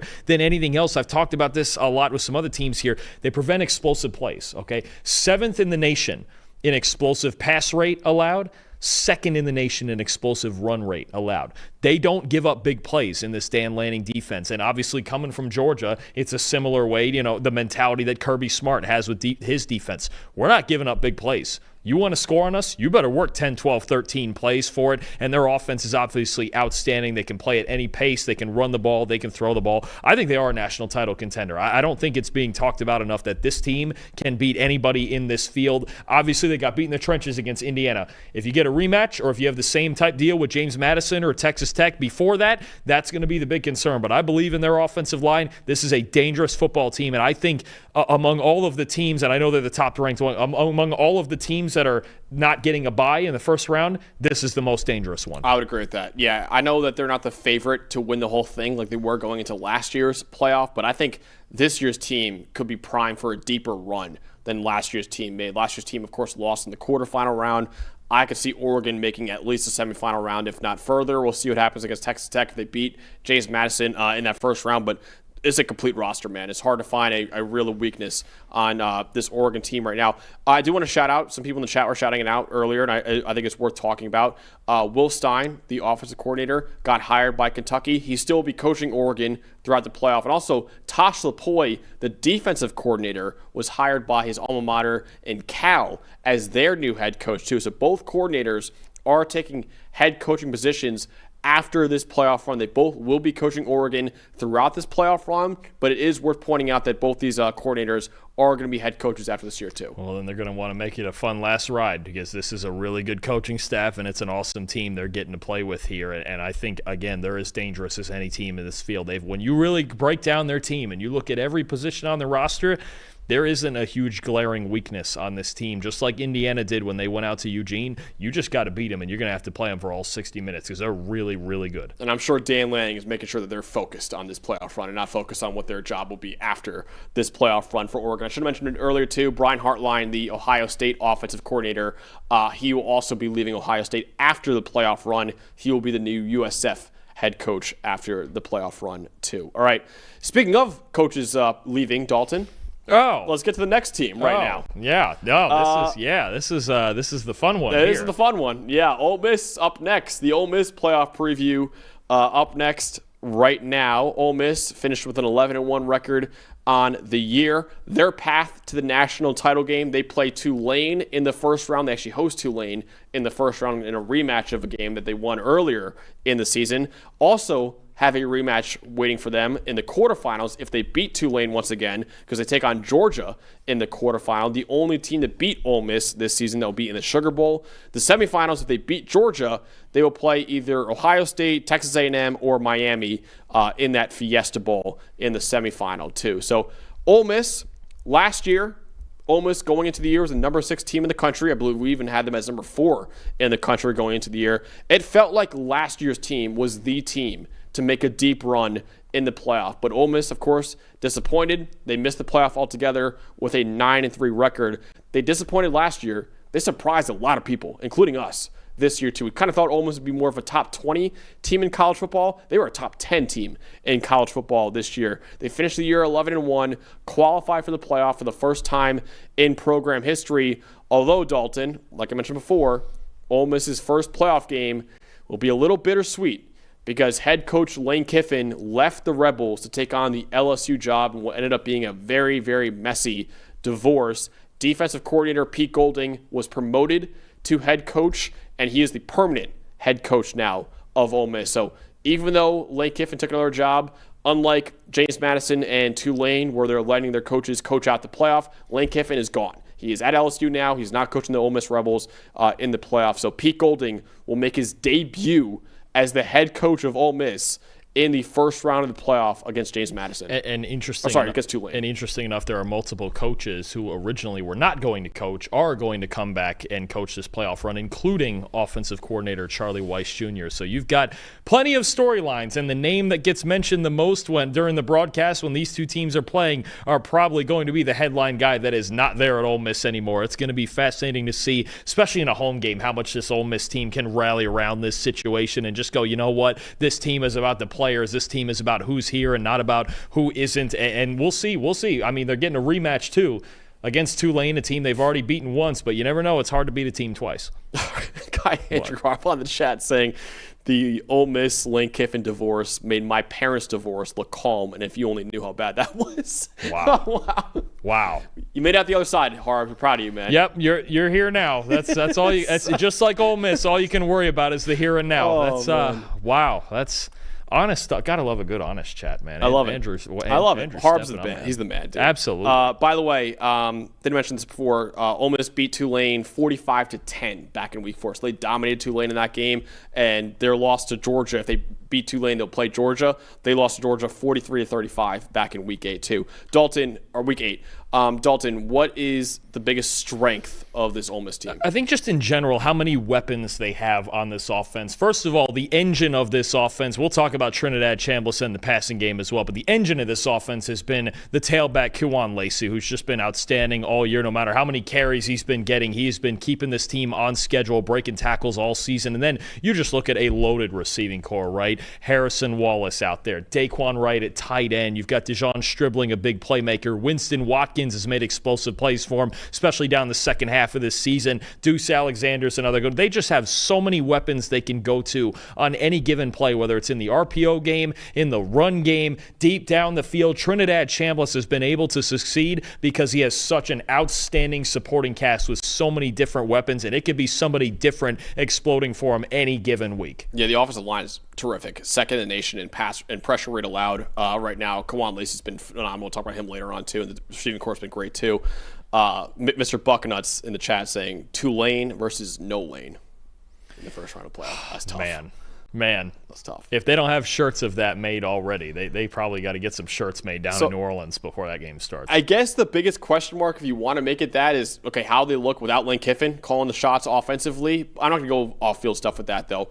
I want to talk about the pass rush for Ole Miss, which has kind of been an issue for them all year. And listen, they lost a lot of great defensive players last year. Walter Nolan, the D tackle, Princely Monmielen, both of them were top 3 round picks in the draft last year, and they're missing them right now. They're only 87th in pass rushing grade as a team. They're 85th in knockdown rate as a team, which is sacks plus hits. They've only knocked down quarterbacks about 11% of the time this year. Dalton, their highest pass rush grade of any game this season was a 72.5 against Washington State, too. So this pass rush has kind of struggled all year for Ole Miss. They need the big names to show up for them, right? Cam Franklin, especially off the edge. Prince Will Umanmielen, the little brother of Princely, who is now Carolina Panthers. Suntaran Perkins, It feels like we haven't talked about him as much this year as we thought we would, and I think that's a big thing when you're playing good quarterbacks every single week here in this playoff, whether it's Jake Retzloff here in Tulane in the first round or you get to the second round and you got to play Georgia again, a Georgia team they gave up 43 points to. That's going to be a big question. You're playing good quarterbacks every single week. You have to be able to disturb them in the pocket. If you can't do that against playoff caliber teams, then you're going to have a problem. So listen, Dalton, we here at PFF like to pride ourselves on grading every player on every play in every game and knowing who the best players are at every level of college football.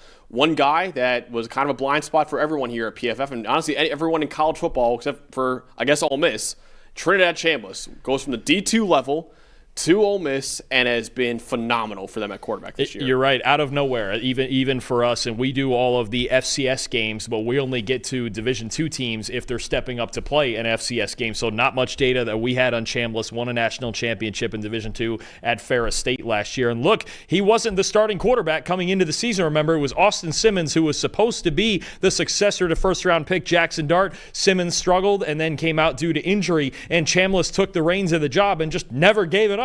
I mean, it just felt like, there was a few weeks where, is it a controversy they have at Ole Miss? What is Lane Kiffin going to do? And the entire time, Chambliss just battled through it, and he kept playing well, and he's been outstanding this season. How about the biggest difference between him and Simmons to me? There's two things. One, how about a 1.8% turnover-worthy play rate, the 10th lowest in the country? He takes care of the football, and he's athletic enough to make second reaction plays after that 2.5-second mark. That's where he's been so good all year. And a dynamic runner who's racked up over 500 rushing yards, excluding sacks because we count it right around here. It's just, he's done such a good job of staying confident and managing the offense. And even times where he struggled, right? You think about how good he was against a great defense in Oklahoma. You think about how he struggled in the fourth quarter against Georgia and losing that game and then bouncing back and not losing another one the rest of the way. He's beaten some really good defenses this year, but I think what stands out the most is just his poise and confidence through it all, right? Whether it's, is he going to be the starter this week? Is he going to continue to be? Is he just a backup? Is he just some D2 guy who's playing well, just hot?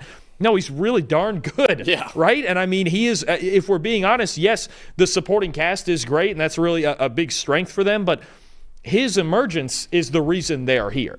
And he's been so safe with the football and yet willing enough to make enough dynamic plays, both with his legs and his arm, that it's been really arguably the coolest story in college football this year, that he has led this team through all of this adversity and continued adversity even off of the field the last few weeks. But they get a shot to play in the playoff for the first time. They sure do. It's unreal stuff. What may be the best story in college football this year, Trinidad Chambliss. Yeah, they sure do. I know Lane Kiffin's gone now, but Charlie Weiss Jr., the offensive coordinator, I mean, you got Trinidad Chambliss, you got a really good offensive line, you got a great running back, we'll talk about in a second too, and a great receiving core. I mean, it's hard to mess it up when you have that much talent on offense right there. So I know Lane Kiffin, who's a brilliant offensive mind, is now no longer with the program, but Charlie Weiss Jr. has to feel really good about all the tools he has to work with going into this playoff run. I want to talk more about the star running back for Ole Miss this year. That is Kwan Lacey, who honestly, Dalton, has kind of taken up that role that they so badly missed last year. Last year's Ole Miss offense was really reliant on Jackson Dart and those receivers to win ball games. They didn't really have they had an okay run game, but they didn't have a workhorse. They didn't have a Quinshawn Judkins, that they had in the first 2 years before that last year. They have another one right now in Kwan Lacey, who's kind of been one of the best running backs in college football right now, transferred in from Missouri. He leads the Power 4 with 20 rushing touchdowns this year. Also leads the Power 4 with 86 forced missed tackles this year too, and he's 8th in the country with 858 yards after contact. Again, he has taken up that mantle that Quinshawn Judkins left behind when he transferred to Ohio State and has been the bell cow running back for Ole Miss this year and allows guys like Trinidad Chambliss to not have to carry the offense on their back. Kwan Lacey, I can promise you right now, he's only a true sophomore. He will enter next year as easily a top 5 running back in the country for me and probably for everyone in college football. He has been massive for Ole Miss's offense this year. Workhorse is the right word. Times when they've needed Lacey to carry them through, he has done it.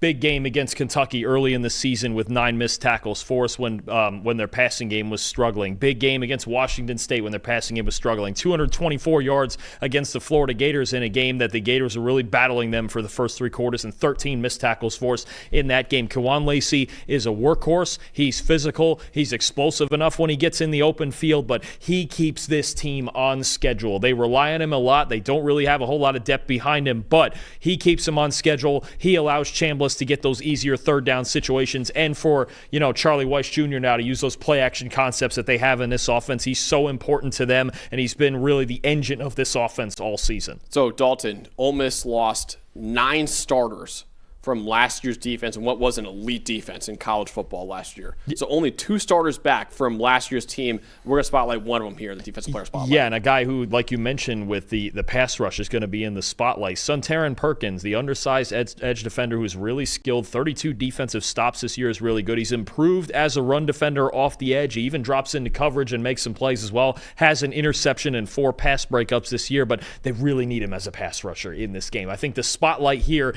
isn't just, this is a really good football player, because he is, but they need him to turn it up another notch. They need him to be that dangerous one-on-one edge rusher. If he can do that, then you've got a different Ole Miss defense here, right? Because he was thought to be that guy. He was kind of the third guy, right, last year when you're talking about, Jared Ivey and Princely Umanmiel, and last year starring for this team, and then Perkins came in as that rotational guy. He's got to be the man on this defensive line in this playoff run if they want to go deeper than just a round or 2 here. Yeah, only 2 sacks this year. He had 11 sacks last year, but a big part of that, like Dalton said, is he's playing a lot more in coverage, actually, this year for Ole Miss's defense. He's kind of an undersized edge rusher, but he is dangerous when he's allowed to be rushing off the edge too. Dalton, what is the bottom line for this Ole Miss team? What are you expecting out of them now with Lane Kiffin no longer on the sidelines? In all likelihood, I think they're going to come out with a lot of adrenaline.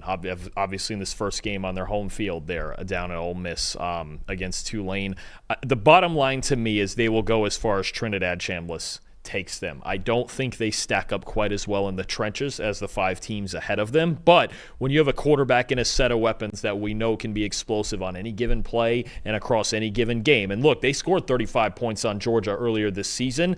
It was a really good football game, and it just got away from them in the fourth quarter. But as when you have a quarterback that's played the way that Chambliss has all season, we have no reason to doubt him, right? He's gotten through adversity. He's come up. It's not, fun Division II story. This guy's an elite quarterback in college football this season.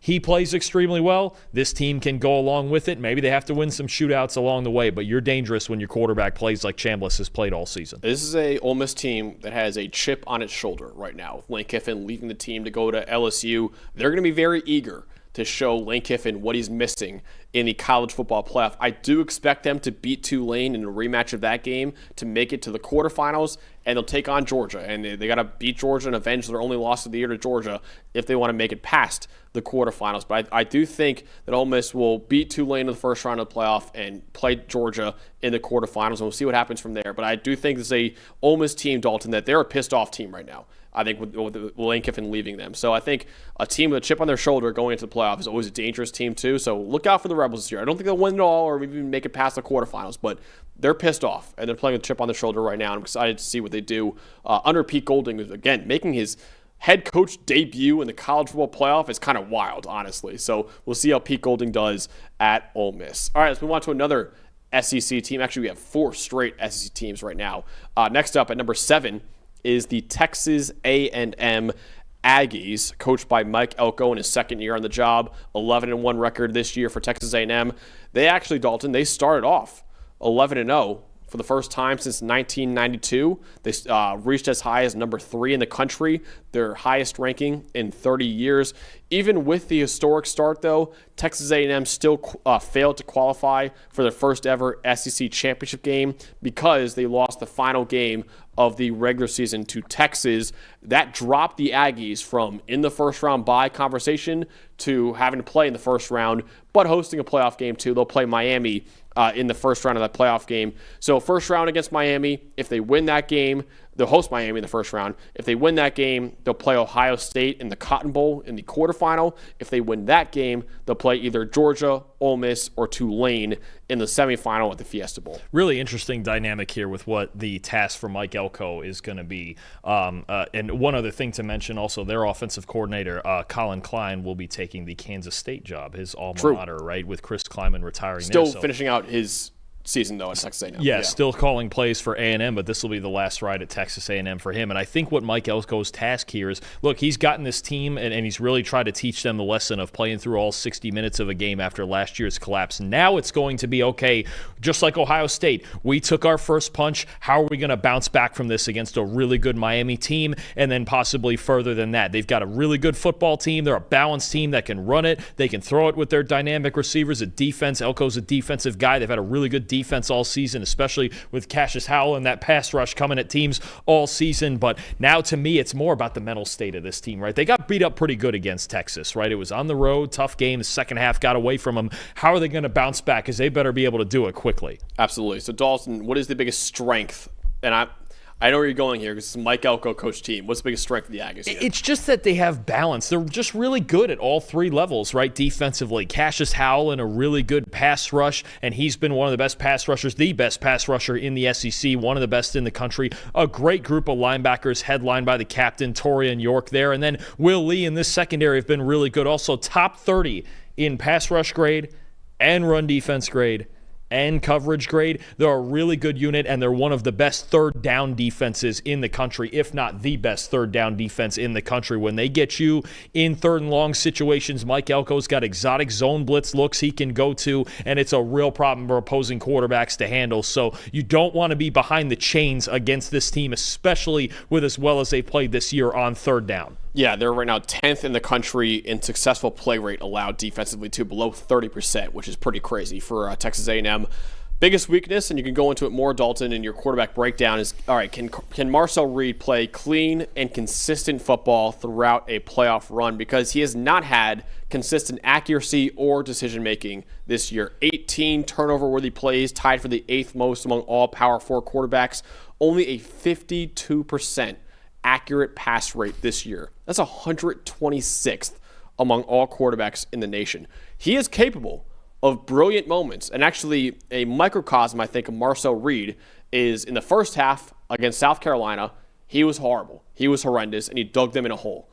He dug them out of the hole in the second half, though. He was elite in the second half in what was the biggest comeback win ever for Texas A&M. So can Reed play clean and consistent football against top-notch teams and top-notch defenses in this playoff run? That, to me, is the biggest question mark for Texas A&M right now. You're right. He can run very hot and cold. There was a South Carolina game, the Notre Dame game that they won earlier in the year. He had 4 turnover-worthy plays in that game, but managed to lead the team down and get the winning throw in that game at Notre Dame for their biggest win of the season. That's the question for Reed. And the other big split that I have on him is the difference between play action with, working off of their great run game with Reuben Owens and Amari Daniels and all the great backs that they have, and obviously then getting the ball to Concepcion and Craver on the outside. Play action, 88.8 passing grade, 14th best in the country, one of the best play action passers in the country. Without play action, 53.3 passing grade. I think the goal for Texas A&M's offense and defense are kind of the same here. Defense, they want to keep teams behind the chains and get on Elko's all his complicated looks. On offense, they do not want Marcel Reed to drop back in 3rd and 9 and throw the football. That's been the biggest problem is non-play action situations, and been much better at beating the blitz than he has a 4-man rush against a standard rush this year, only a 55.9 passing grade. Both of those numbers, non-blitzes and non-play action, he's outside the top 100 in the country in passing grade. This is going to be the big question. Can A&M stay ahead of the chains and keep their play-action game going, and Colin Klein working up the schemes with all of that instead of getting in obvious drop-back situations, because that's really where Reed has struggled this year. Yeah, I want to shout out his one of his top receivers. I want to say his top receiver because there are actually 2 guys that we could shout out here, and Mario Craver and the guy I'm going to shout out right now, KC Concepcion, has just been an incredibly versatile player for Texas A&M. In fact, he just won the Paul Hornung Award, given out to the most versatile player in college football. He's also our pick to win the Paul Hornung Award, too. So we absolutely agree with the Hornung Award Committee's decision to give that award to Concepcion. He leads the SEC this year with an 83.2 receiving grade, and he's 4th in the SEC with 886 receiving yards. He also has an 86 return grade, which is 2nd in the Power 4, and he's one of only 5 players in college football with multiple punt return touchdowns this year. He's a projected top 40 pick in the draft, maybe a first-round pick in the draft. Also has a rushing touchdown for Texas A&M. He transferred in from NC State, was very versatile there. In fact, in his true freshman season at NC State, he led the Wolfpack in receiving yards and rushing yards, too. So Concepcion is a very versatile player. Get the ball in this guy's hands, whether it be as a running back, whether it be as a wide receiver, or as a returner too. He's a very dangerous player with the football in his hands. At all times, you need to know where he is, and I think for Miami, especially in this first game, you are going to need to have a plan on your punt team. When you're, I would consider just not punting to him at all. Or, you better have some sort of plan, because he can flip games upside down with his ability on special teams. He can flip games upside down at any point, vertically, after the catch, or as a punt returner. You need to know where he is at all times. Who is the star defensive player for Texas A&M this year? Well, there's several of them. There really have been, but we're going to go back to the leader, the heart and soul at linebacker, Torian York, man. I mean, he's just been so good ever since he stepped on the field there. 3 years of outstanding football. He's the 6th most valuable linebacker in college football, according to PFF's wins above average metric. Sound tackler, great run stopper, even better in coverage this year than ever. 86.4 coverage grade, leads all SEC linebackers, and 39 total stops. Torian York is the leader, the heart and soul of this defense. He's got a great defensive line working in front of him, but you talk about vision and recognition in the run game, he's got it. You talk about improvement in the passing game and coverage, he's absolutely got it. And again, one of the best tacklers in the country. You couldn't ask for much more out of your middle linebacker than Torian York gives Texas A&M and this Mike Elko-led defense on a weekly basis. Yeah, he's been phenomenal. This is his true freshman year at A&M, honestly. He's been equally as good this year, too. He's been so good in the middle of Texas A&M's defense. Cassius Howell, another guy to know, too, of course, could be a first-round pick in the draft, but we wanted to shout out Torian York, who's really, like Dalton said, the heart and soul of that A&M defense. Dalton, what is the bottom line for Texas A&M? They started off 11-0. They lost to Texas. What do you think this A&M team is capable of, and what do you expect out of them in the playoff? They are capable, as we saw in their first 11 games and going back to the Notre Dame win and getting through their SEC schedule. They're capable of beating anybody as long as their quarterback plays clean football. You got two outstanding receivers that are as good as any pair in the country. You got a good run game. You got a big offensive line that can play really physical football. And then we mentioned it, a 3-level defense. If their quarterback plays clean football, they're capable of beating anybody. Yep. And if he's turning the ball over, they could lose in the first round. You kind of have, I think there's a similar element here, maybe even to a more dangerous extent to what we talked about earlier with Texas Tech. They have all the tools. The quarterback's the variable to me. And how will they respond, especially what a matchup we have with them against Miami. Oh, yeah. We'll get to Miami in a bit. What a matchup we have. But if and when they get into obvious passing situations, how will Marcel Reed respond? That will ultimately determine their fate and how far they go. That's my exact bottom line, too. Listen, they have the defense. They have the offensive line. They have the running backs. They have their wide receivers. They have everything needed to make a deep and maybe win it all and win their first national title since 1939. The question is, can Marcel Reed play 4 straight games of not elite football, just consistent football? Can you be consistently good for 4 straight games? That's the biggest question, and that I think will determine whether or not A&M makes a deep playoff run or they could lose in the first round to Miami too. That's the biggest question mark for A&M right now. Again, Marcel Reed, very talented quarterback. We're not trying to sit here and say he's a bad quarterback. Very talented. He's capable of having brilliant moments and brilliant games. The question is, can you play consistently at that level for 4 straight games against some really, really good teams and defenses? That'll determine how far the Aggies go in the college football playoff this year. All right, next up, the last team that's hosting a first-round game, Oklahoma, led by Brent Venables. They went 10-2 this year. Their path to the national title game, they play Alabama in a rematch of Oklahoma's win earlier this year. They actually host Alabama, whereas they were at Alabama in that regular season game. In the quarterfinals, if they beat Alabama once again, they'll take on Indiana in the Rose Bowl in the quarterfinal round. If they beat Indiana, they'll move on to the semifinals to take on either Texas Tech, Oregon, or James Madison. That will be in the Peach Bowl in the semifinals. And listen, Brent Venables has been kind of a roller coaster as Oklahoma's head coach. It started off with a very disappointing 6-7 record in 2022. I believe that was the first losing season in the 21st century. Right after that, though, a 10-3 record in 2023. Right after that, another 6-7 record last year. And this year, they're 10-2 right now, going into the college football playoff, their first playoff appearance in 6 years. They did lose to their arch rival in Texas and also a fellow playoff team in Ole Miss, but the Sooners were able to qualify for the playoff over other 10-2 teams in college football because they have 2 wins over top 20 teams in Alabama and Michigan. Alabama, of course, is in the playoff where they're playing right now, too. Oklahoma hosts the Crimson Tide in the first round of the playoff. They beat Alabama by a final score of 23-21 in Tuscaloosa back in Week 12. Yeah, and they beat them last year 24-3 in a dominant effort that kept Alabama out of the playoff last year. So for Alabama, this really is kind of the thorn in their side. But I think Oklahoma's season, it's been a strange one, and I think it's one where I think if they were going to get to the playoff originally in the preseason, we expected them to have some sort of offensive improvement with John Mateer at quarterback.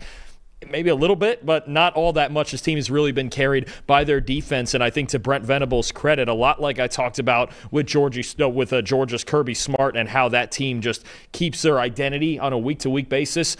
Oklahoma knows what they want to be on a weekly basis. They want to force turnovers on defense. They want to rush the passer, and they need to play safe football and take advantage of their opportunities they get on offense, especially the easier ones after turnovers. Honestly, you know me, for the last month, I've been calling them the Pittsburgh Steelers of college football because, you know what, they frustrate you, and it's ugly, and offensively it's not always great, and they really win when they win the turnover margin. But you know what?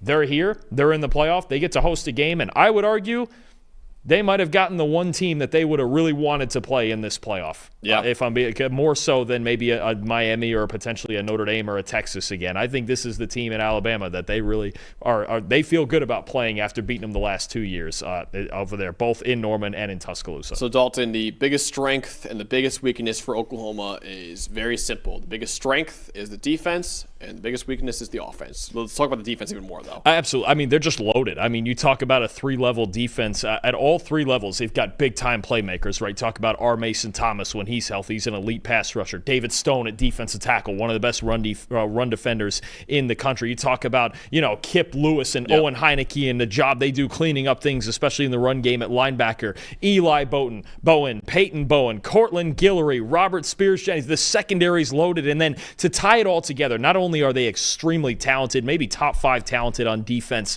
in college football, but Brent Venables is the mastermind, right? The blitz packages, the rotations in coverage, the way he confuses quarterbacks, the way that he gets his team to force turnovers on a weekly basis. You're right, this entire unit, you can't really narrow it down to just one thing. Some teams, it's the pass rush or their linebackers or what have you at all three levels, and it's more than just 11 players. They got a bunch of players who are really good, even as rotational and second-string guys. They're so good on defense, and they're going to keep themselves in games with this defense. The biggest thing I would say when you're going against this Oklahoma team, stay patient. Don't turn the football over. Because if you turn it over and give them either defensive touchdowns or easy opportunities on offense, then you're in real trouble. Again, it is very much, to me, the college football vibe of the Pittsburgh Steelers in the NFL. It is just our defense has to keep us in it. They have to give our offense short fields, but they do it more often than not. Yeah, Oklahoma's 5th in successful play rate this year on defense, 7th in EPA per play, 7th in yards per play too. Oklahoma has allowed 17 or fewer points in 8 of their 12 games this year. So that defense has been, like Drake Holiday said in the chat, they've been balling this year. Now, conversely, the offense has struggled this year once again. They have scored 17 points in each of their final 2 games, and they're only 96th in EPA per play on that side of the ball. It's not just John Mateer or the offensive line or the receivers or the run game. It's a combination of it all, honestly. This offense is a little struggling right now, honestly, and we'll see what they can do in the playoff against Alabama, but this offense, Dalton, is probably going to put up, I would imagine, somewhere around maybe 20 points per game, if that. In the playoff, we'll see. The defense is going to have to win them ball games, honestly. No, for sure. Against Power 4 teams this year, 9 games against Power 4 teams, only once did they score at least 27 points. That came against Tennessee in that win. That's really, this is the entire thing, right? There are times when they get the run game going pretty well with Torrey Blaylock and Xavier Robinson in the backfield, right? There are moments when you get explosive plays out of an Isaiah Satania or Jaron Kanek or even Deion Burks out there at receiver. But the theme to me is that it's so inconsistent. And there are times when it is reliant on short fields coming off of the turnovers that their defense does get for them, those quick change possessions there. So I think when you look at this Oklahoma offense, the big thing is going to be, if you're going to win any playoff games here, avoid the big mistakes. Allow your defense to go and win that turnover battle. And when it is time to create an explosive play, as they have done enough of lately, not consistently, but enough of, then you have to make those moments happen, right? Yeah. And then, look, this team with their defense, if they get to 24 points, they should probably win because they don't give up points. They've only given up at least 27 points twice, the Tennessee and the Ole Miss game. So it's kind of the polar opposite of their offense, but when they can play solid complementary football, they can win ball games. Andrew Harbaugh making another great point in the chat, Dalton, said he loves that Oklahoma and Texas Tech have come full circle from being offensive juggernauts to defensive monsters, too. Yeah, I mean, there were times when we did not talk about either of these teams like that. It was always high flying and the days of Baker Mayfield. Of course, Baker Mayfield playing. C. Young in the chat saying, "Long gone are the days of Mahomes versus Mayfield." Remember that game where both Patrick Mahomes and Baker Mayfield 800 passing yards each and 8 touchdowns each, and was the biggest shootout ever. Man, if we had Oklahoma Texas Tech in the playoff this year, it'll be 6-3 final score. Well, I mean, just call it the Baker Mayfield Bowl, but. He would root for Oklahoma, wouldn't he? Yeah, you'd have right? to. Heisman, No, you'd have. Heisman. No, it ended badly. At It wasn't great. Yeah. Oh boy. Okay, I was going to call it. It was more like he wanted a scholarship, and they were like, we're bringing someone else too. All right, I was going to call it's still the Baker Mayfield Bowl, it is, but we know which side of that. Heisman, flag planting, all that stuff. Okay, yeah. Suffice to say, if Oklahoma played Texas Tech in the playoff, it would not be as high scoring. No, it'd be 4-2. Yeah, it would be 4-2 final it might score. Be 4-2. The 2 safeties just win the ball game for both teams. Let's talk more about the quarterback, Dalton, for Oklahoma and John Mateer, who at one point was the Heisman favorite during the season, but over the last 8 or so weeks, he's kind of struggled. It's been a struggle. I mean, his first 4 games, including the Michigan game, he was really good. Had an 85.6 PFF grade. He was making plays, the design quarterback run game. He can make explosive plays with his arm, especially outside the pocket. But ever since he got hurt and he had that hand surgery and he came back from the Texas game, it just hasn't been the same. A 42.5 passing grade since week 7. Max, that's the 4th lowest in the country, right? And it just speaks to how inconsistent this offense has been. The passing game and with him and Mateer, it's been erratic, right? The accuracy's been off, especially when he has to throw from the pocket and teams keep him contained from playing the playground football that he likes to play. It's kind of been a problem. So he is a dangerous runner. He's a really dangerous athlete and a tough dude. I mean, you talk about, what did he miss 1 game coming off of the broken hand, getting screws put in his hand and his wrist and surgery and all of that, but he's really been battling lately, and I think that's going to be the big thing. Can he find the accuracy, and if teams make him win from the pocket, can he make enough throws on a consistent basis from the pocket to give his team, to move the chains and give them enough explosive plays to move the ball on really good defenses? Yeah, I'm going to shout out one of his top receivers, and Isaiah Satania, the third, because he has been big for this offense. They can't really have much offense this year, but his ability to hit home runs with his speed has been critical for their offense to have any success this year. 9 catches on deep throws, are tied for 3rd among all receivers in the SEC. He transferred in from Arkansas, also tied for 2nd in the SEC with 948 receiving yards, and 19 forced missed tackles are tied for the most in the conference too. He's a really good player after the catch, whether it be on screen passes or short throws or what have you, but also he's a really good deep route runner who can make big plays with his speed too. So whether it be Alabama or whoever plays Oklahoma later on in the playoff, they need to account for Isaiah Satania and his speed, because that could take the top off the defense. Track level speed. You talk about a home run hitter, and I think the example was it in the Missouri game? Yeah, it was in the Missouri game. The 87-yard touchdown, and it felt like, okay. That broke the game open. It did. Missouri was playing so well, and they had the momentum, and they were stuffing Oklahoma, and and all of a sudden, boom, he houses one slant for 87 yards. That's exactly what he can do with that blazing speed. We've seen him make big plays all year, and sometimes, you know what? Maybe they're an offense that strikes out a lot, but when you have a home run hitter like Satania, you can get a lot done offensively with some explosive plays. Who is the star defensive player for Oklahoma? I mean, man, they're a lot. To narrow it down is tough, but I'll tell you, with as complicated as this Brent Venables defense is, and we talk about zone blitzes and simulated pressures and rotating coverages, you need one guy on the back end that can just do a little bit of everything. He can be a little bit of everything for this defense. That's Peyton Bowen back there at safeties. At least 140 snaps this year in the slot and in the box and at free safety. He just does everything for them. 82 coverage grade, 6 pass breakups, and 82.3 overall grade. He's also a really good run defender, good tackler, and just, I think back to, I'm going to flashback real quick. I think back to like when I used to watch the Rex Ryan Jets, right? When the last time forever ago when the Jets were really good. And the player in that defense was Jim Leonard, just the guy who could do a little bit of everything, now coaching, I believe, with Sean Payton in the Denver Broncos. And Peyton Bowen is that guy. He just fills any role that he needs him to. It's almost the same way, in a lesser sense, that we talk about Caleb Downs and Matt Patricia at Ohio State, where it's just like, I can ask this guy to do anything and play any role, and he's got a high enough football IQ to understand where he needs to be and where everyone around him needs to be. Peyton Bowen really is, to me, the glue that holds together this secondary. He's a Swiss Army knife. Honestly, he can play anywhere for Oklahoma's defense, whether it be in the box, in the slot, at free safety too. I mean, he has been phenomenal, and he's been phenomenal wearing all those hats for Oklahoma's defense too. Peyton Bowen, former 5-star recruit, he's playing like it throughout his career right now. He's been awesome for that defense. Dalton, pretty simple bottom line, I guess, for Oklahoma. What is the bottom line for Oklahoma? What do you expect of the Sooners in the playoff? Well, their defense can win them any game, and their offense can lose them any game. Yep. I think we will get to that point. And look, they've proven. They've beaten Alabama. They played a very tight game with Ole Miss, and Trinidad Chambliss just kind of outlasted them, right? They've beaten some really good teams on their schedule with this defense. Their defense is a problem, and it's a problem especially for young quarterbacks who haven't seen them before. And that's the interesting dynamic in this first game, is now that Ty Simpson has seen him once, and he's seen 2 games of film in this system. Last year, Jalen Milroe was the starter starter, but you can still go back and see some of the tendencies. How is Ty Simpson going to respond? And if Oklahoma answers, if they answer that call and they get to play Indiana, all right, this is another fun test then for Fernando Mendoza against this Brent Venables defense. They're another team, and again, we've got a ton of good defenses in this playoff. They're as good as any of them. Their defense can win them any game, but their offense is going to have to respond at some point with enough explosive plays to complement that. They can win any game they get to 24 points. Can they get there?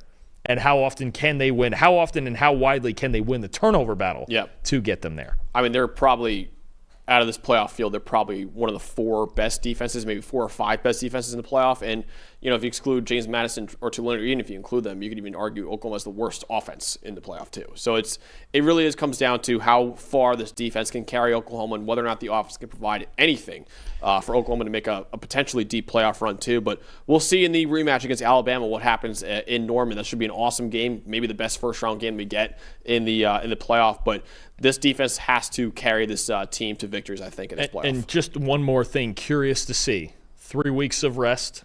See what John Mateer looks like. If there was ever a time for John Mateer to refine the early season form off of the hand surgery and all of that and the way that he's looked the second half, it's right now with 3 weeks off and just getting ready to prepare for a team that you've already played once. Definitely. All right, we still have 4 more teams left to go in our playoff preview video. But before we do that, we want to shout out more the PFF player prop tool, which has been phenomenal at making all subscribers a ton of money this year. Let's actually dive into even more what makes this player prop tool so good. Everyone's got takes. Numbers have truth. And the truth is, most people are betting with emotion. Sportsbooks feed on it. TikTok gurus sell it. The hype machine runs on it. That's how you lose. PFF is different. You're betting with winning data. The same data trusted by all 32 NFL teams and the sharpest minds in the game. PFF betting tools take every prop, every matchup, every angle, and run them through our custom models. Built on the best football data in the world. What comes back is your edge. Simple, sharp, and built to win. Want to go deeper? PFF puts a pro-level analytics department in your hands, giving you the same insights teams use to find every advantage. Build your game plan with matchup analysis. Project every snap, every matchup, and every edge before kickoff. Because the smartest plays start long before Sunday. Hit rates show how a player performs against their prop and against defenses built the same way. It's the data that gives you real confidence in every pick. Next, Key Insights translates PFF data into the story behind every matchup, giving you the why that powers your bets. From coverage schemes to defensive looks, it's the context that turns raw numbers into winning decisions. When you're ready to take action, filter through every prop on the market and focus on the opportunities that matter, by game, matchup, or value. Then, shop for the best available line in your area and tap your book of choice to place the bet instantly. Everyone's got takes, but now you've got truth. Bet with data, win with PFF.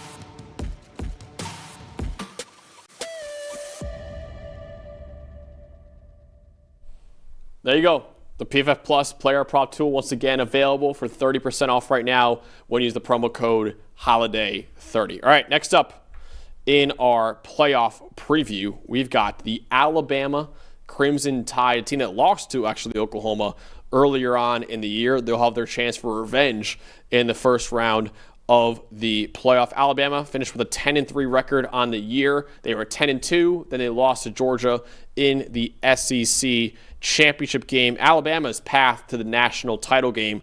They've got a road game against Oklahoma in the first round. If they win that and avenge their earlier loss, then they play the number 1 team in the country in Indiana in the Rose Bowl in the quarterfinal. If they win that game, they'll move on to the semifinal to take on either Texas Tech, Oregon, or James Madison. That will be in the Peach Bowl. Alabama missed the playoff last year with a 9-3 record, but they were able to make the 12-team field this year for the first time under head coach Kalen DeBoer with a 10-3 record this year. Again, they lost to Georgia in the SEC title game. They also lost to a fellow playoff team in Oklahoma, and they lost in week 1 to a Florida State team that ended up going 5-7 on the year. They qualified for the SEC title game, but they were soundly beaten by Georgia by a 28-7 final score. But why they made the playoff. They have a lot of impressive wins on their resume right now, which is why they're the first ever 3-loss team to make the playoff as an at-large team. They beat number 3 Georgia earlier in the year, and they took down another top 15 team in Vanderbilt as well. And like I said before, they will get a chance to avenge their loss to Oklahoma in the first round of the playoff, although this game will be played in Norman, whereas their earlier loss was played in Tuscaloosa. Yeah, if this reeling probably isn't the right word, but if there was a team you would describe as struggling heading into this playoff, it would be Alabama. You just look at their recent games, a very close comeback win over South Carolina, an ugly low-scoring win over LSU, the loss to Oklahoma, like you mentioned, a tight game against Auburn that went down to the wire, and then the blowout loss to Georgia. And it just feels like we've seen a little bit more of the cracks every single week for this Alabama team, especially on the offensive side of the ball. So, look, can they find it? Sure. Is it hard to beat a team twice? For sure, if you're Oklahoma, but they get a shot at a rematch. They try to kind of beat the kryptonite here when it comes to Brent Venables in this defense. But Alabama's got a lot of preparation to do, and they've got to play a lot better than they've played recently. So let's talk more about the biggest strength, at least for Alabama right now. And honestly, Dalton, this defensive backfield has masked a lot of issues with the pass rush for Alabama. Their secondary is outstanding. I think it's the best part of their defense. And all year, one of the big stories for Alabama has been creating timely turnovers, and they've been getting that from a bunch of guys on defense. But you look at the secondary, man, you talk about Damani Jackson out there at corner. Zabian Brown's been really good all year. Bray Hubbard and Keon Sabb at safety. How good have they been, especially Bray Hubbard getting off to the slow start that he did. You talk about him being kind of the poster child for the week 1 struggles against Florida State. He's been great ever since. This secondary keeps them in games. They don't allow explosive plays. They can play man or zone. They can play any coverage they want. And again, I think the biggest theme on Alabama's defense for me this year, they force timely turnovers. The games that they have done that, they have won. There's been so many signature moments this year for Alabama's secondary. They've been terrific all season. Yeah, 91.7 coverage grade, 5th in the country. All 5 starters in that secondary have at least a 70 coverage grade this year, which is crazy. Biggest weakness, and the playoff committee has talked about it at nauseum, has been the run game, I would say, for Alabama right now. The offense has been very one-dimensional this year due to their inability to find a consistent ground game right now. Only 4.3 yards per carry for Alabama, which is only 123rd in the country. Only an 11% explosive run rate this year, too. It's the 10th worst mark in the nation. And for a quarterback in Ty Simpson, Dalton, that's been a little hot and cold this year, if you're solely relying on Ty Simpson to carry your entire offense, that's when it gets a little dangerous for Alabama. Correct. And what Alabama doesn't have this year that they had last year in Jalen Milroe is the legitimate rushing threat at quarterback. Obviously, Simpson can improvise and scramble a little, but he's not going to be a part of any sort of legitimate option game or as part of a design quarterback run game. And 4.3 yards per carry this season, if you take out 2 games against non-Power 4 teams, Louisiana Monroe and Eastern Illinois, that goes down to 3.9 yards per carry.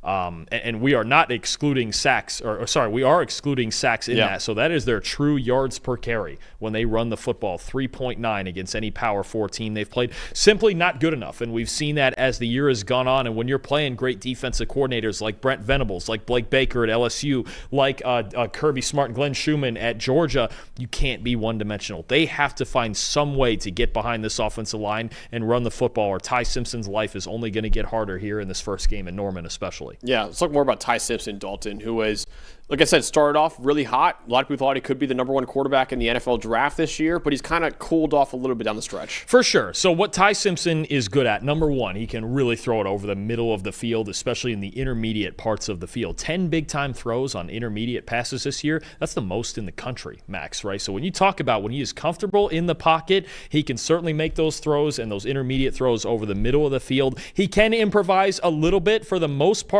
He has shown that he has solid pocket presence, but what's happened down the stretch of this season is that he has not been as successful against the blitz. And because Alabama, to me, the 2 ways you have to stop the blitz and stop teams from blitzing you 60% of the time, like Venables and like Kirby Smart did, in the SEC title game. Number 1, you got to run the ball.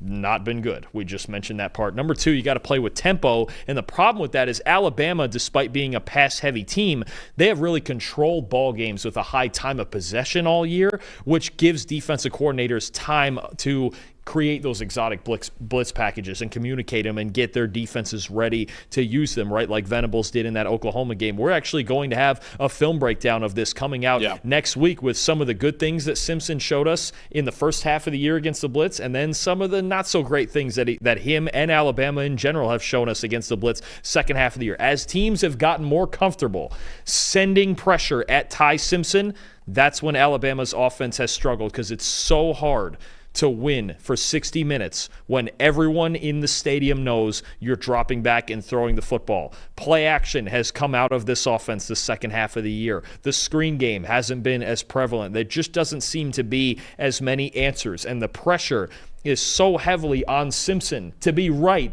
all the time that it makes it hard. So it's not just, and yes, Ty has struggled the second half of the year, but it's not just Ty. It's him. It's Kalen DeBoer. It's Ryan Grubb. At times it's the offensive line. At times it's the receivers. It's a little bit of everybody who's going to have to overcome this problem. But the biggest reason that Ty Simpson has fallen off is because teams are pressuring him more, and he and the Crimson Tide have not been able to respond in the ideal way that they want to.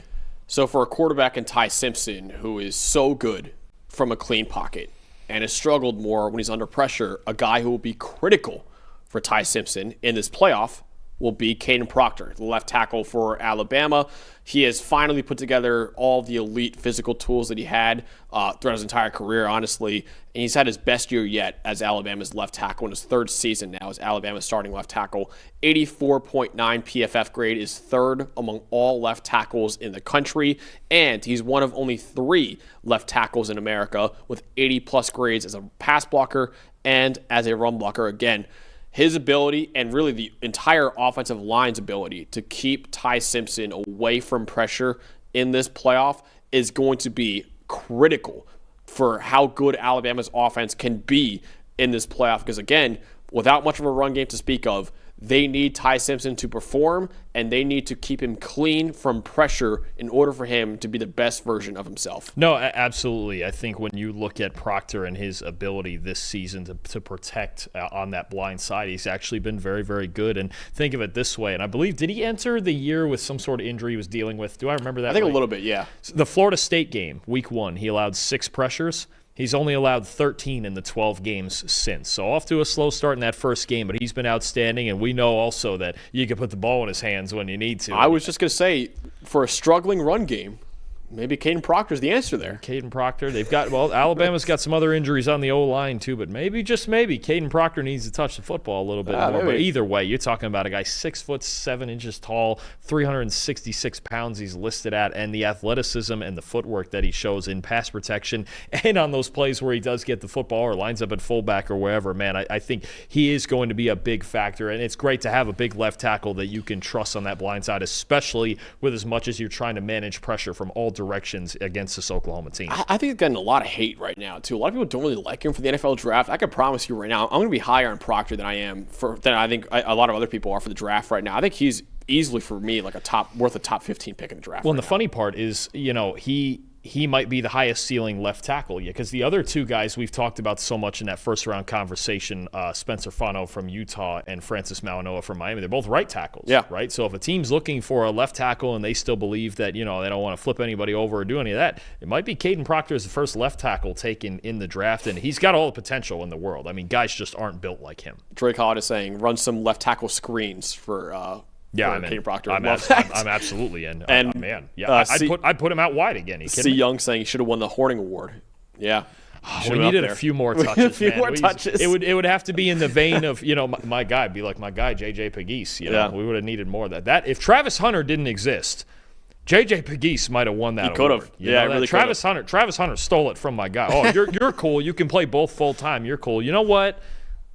Travis, recover. I want to see you play on both sides of the ball next year, though. I love it. Who is the star player in that elite Alabama secondary? I mean, there's just so many guys, but we talked about Bray Hubbard, the safety, and another guy just like Caden Proctor who bounced back from a poor week 1 effort, and he's been great all season. The only Power 4 safety with 85-plus grades in run defense and coverage. His ability in the box to complement Keon Sabb as the free safety, his ability in the box to help out in the run game as a sure tackler, to help out down in those flat areas in coverage, to take care of those underneath routes, man, and he makes plays on the football as well. 4 interceptions, 3 forced fumbles, 4 pass breakups this season. Bray Hubbard has done everything you could ask for. We expected him to be one of the best safeties in college football this season. He has been that after that Week 1 performance. He's been everywhere for this Crimson Tide secondary, and again, just exemplifies how good their secondary's been all season. The 85-plus grades in coverage and run defense, the only Power 4 safety who's done that this year. So he's been phenomenal for Alabama. We loved him going into the year, and he has been excellent for Alabama in that secondary this year. Dalton, what is the bottom line for Alabama? How deep of a run is Alabama capable of? You picked them to win the national title preseason. How good do you feel by the prediction now going into the playoff? The word is balance. They need to find balance. Look, you can't come out of a big game like they did against Georgia with 20 rushing yards, or officially, if you guys still want the sacks in there, the -3 rushing yards that they had against Georgia. But balance on both sides of the ball. Look, I think their back 7 is outstanding. I need 2 things from this team. Some semblance of a run game. I'm not saying you got to go into Oklahoma and run for 200 yards, but I need like 120. Yeah. Or something that just gives me enough balance that there's a threat of play action and you make Simpson's life a little bit easier. And 2, this is another team, we've talked about them in Georgia all year. Pass rush isn't great. No. LT Overton hasn't been great. It's definitely not great. I know you just looked at me like you have some numbers that say it's less than not great, but Yanze Pierre has given them a spark, right? But for the most part, this team hasn't found much of a pass rush either. Those 2 factors are really the problems here for Alabama. Can they find enough balance? Because the one thing about their defense, they prevent explosives, and the secondary is great. But it feels like there's also moments where they're pretty reliant on getting all those timely turnovers. So if Oklahoma plays it safe with the football and they don't turn the ball over and they didn't do it in their first game and they win that turnover battle, then Alabama's got a problem because their pass rush doesn't get to quarterbacks enough to disturb them and force them into mistakes. So to me, it's about balance. If this team finds balance in the couple weeks off here, that they can find it against Oklahoma and then further, they got a lot of potential. They do. They have as good athletes as anybody in this field, but they have to find that balance, because if you're one-dimensional on offense and then your defense doesn't get any sort of pass rush going, could be a quick exit. Yeah, Alabama right now is the 7th worst pass rushing grade in the country, 3rd worst pass rush grade in the Power 4 too. That's been a big issue, and like I said before, the secondary has been able to mask that issue a little bit with how good they've been on the back end and in coverage, but Alabama's pass rush has been a huge weakness for this defense so far this year, and honestly, a lot of the pressures that Alabama gets are kind of coverage pressures and coverage sacks for Alabama this year because of how good the secondary has been. All right. Alabama, like Dalton said, they have the defense, offensive line, receiving core, everything they need to make a deep playoff run. The question is, can they keep Ty Simpson clean from pressure? And can Ty Simpson just, again, play consistent football like he did earlier on in the year? Can he do that in the playoff run for Alabama too? If he does do that, they're a team that can make a deep run, maybe win it all. But if he doesn't, they could lose in the first round to Oklahoma. All right, next up, we got Miami, who made the playoff with a 10-2 record this year. First time under Mario Cristobal making the college football playoff this season. Their path to the national title game, they are at number 7 Texas A&M in the first round. If they win that game, then they will play Ohio State in the Cotton Bowl in the quarterfinal round. If they win that game, they'll play either Georgia, Ole Miss, or Tulane in the Fiesta Bowl in the college football playoff semifinals. Miami, 10-2 for the 2nd straight year, and they're the only ACC team to make the college football playoff despite not even playing in the conference title game. Even though they lost to Louisville and SMU, they were able to sneak into the playoff for one simple reason. They beat Notre Dame in week 1. And because the Fighting Irish, who also finished the year 10-2, they were the first team left out of the playoff with a resume that was very comparable to Miami's as well. Because Miami beat Notre Dame in the final rankings, Notre Dame was ranked above Miami the entire time by the committee until the final one. They put Miami in over Notre Dame. And ironically, Dalton, Miami, their first playoff game in program history, is against the other team that beat Notre Dame in week 2 in Texas A&M. They certainly they might not watch this game in South Bend. Oh, yeah. They're probably not going to bother. Their game's at noon on next Saturday, noon Eastern, and they'll probably find something else to do on a Saturday, although it's going to be freezing cold this weekend. I'm not sure what else they would do. But, no, Miami, I mean, look, they earned it. And if out-of-conference games and head-to-head still matter, then that win over Notre Dame matters as much as anything, especially when you're right next to them in the ranking. But, man, they've been really good all year. Obviously, their 2 losses, they lost to Louisville and SMU, but think about what those 2 losses were. A 3-point loss to Louisville in a very competitive game, and that SMU game at SMU went to overtime, and Carson Beck was really good outside of one last throw, and that just sometimes seems to be a theme with him. But overall, though, I mean, basically every other game they've played, they've been just the dominant team on the football field, right? A really good win at Pitt, dominating Florida State, definitely a game where the score is closer than the game would indicate. Win over a really good USF team, 49-12. They beat the Florida Gators as well in dominant fashion. So you look at this Miami team, they have all the potential in the world, right? And they do it their way. They're great in the trenches. Carson Beck has come in and played mostly really good football this season. They've got a balanced team. They can run it. They can throw it. And we already know this is another team with their defense. Don't mess around because they can beat anybody on any given day. Yeah, right now Miami has the 3rd highest graded defense in the country behind only Texas Tech and Indiana and Dalton. The strength of this Miami team on the offensive side and the defensive side, they are loaded in the trenches. Trenches. Boy, oh boy, you've got the Great Wall of Mirabal on the offensive side, as they call it down there in Miami. Francis Mauanoa and that offensive line has been mauling people all season. On the defensive line, Reuben Bain Jr., Akeem Mesidor off the edge. Those 2 guys especially, both of them getting potential first-round hype in the NFL draft. They've been able to pressure teams as much as anyone in the country. Similar vibe to Texas Tech here, where that front 4 is so good, they don't even have to blitz, man. They can sit back and use all the coverage assets that they need to, because Bain and Mesidor off the edge especially, they've been just blowing up opposing offensive lines all year, making at times really good offensive lines look awful. You think back to the Notre Dame game. You think back to the Florida game, when that's one of the better offensive lines in the country, and they had no answer. They're great against the run. They're great in the pass rush, and then offensively, power run game, athletic enough to get out into the screen game, into open space, and they've been protecting Carson Beck very well all season. Absolutely, yeah. Miami has the 5th highest graded offensive line in the country, the 2nd highest graded defensive line in the country. No other school in America is tied is in the top 5 for offensive line and defensive line grade right now. So Miami is loaded in the trenches. My biggest question, and Carson Beck has been overall really good for Miami this year. Again, like so many other schools though, like Alabama, like Texas A&M, or Texas Tech too, can he play consistent football for 4 straight games? Because again, 25th in the country in passing grade this year, but he has been a little inconsistent over the course of the season with below a 65 PFF grade in 5 of the Hurricanes' 12 games this year. That includes a 55.2 PFF grade against Louisville when he threw 4 interceptions in that game too, and really is the biggest reason why Miami lost that game to Louisville. So Miami is so good everywhere, and Carson Beck is a really good quarterback too, but can he play consistent football for 4 straight games? That, to me, is the biggest question mark for Miami right now. Major splits for Carson Beck between when he's in a clean pocket and when he's under pressure, because he's kind of an old-school pocket quarterback who's not going to move. He's not going to improvise much. He doesn't throw it very well on the move for the most part. But the good news is he's been under pressure less often than any other qualified quarterback in the country. I'm going to throw a number at you, Max, all right? He's only been under pressure on 14.7% of his dropbacks this year, which is absolutely ridiculous.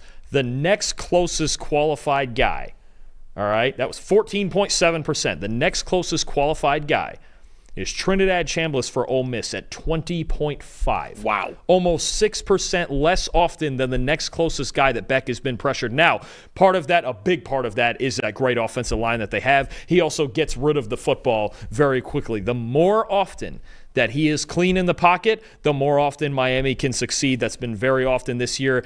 82.4 passing grade overall, top 25 mark in the country, 2.35 second average time to throw. He's essentially not any different than the Carson Beck that we've known for his entire career, especially the one that was so good 2 years ago at Georgia.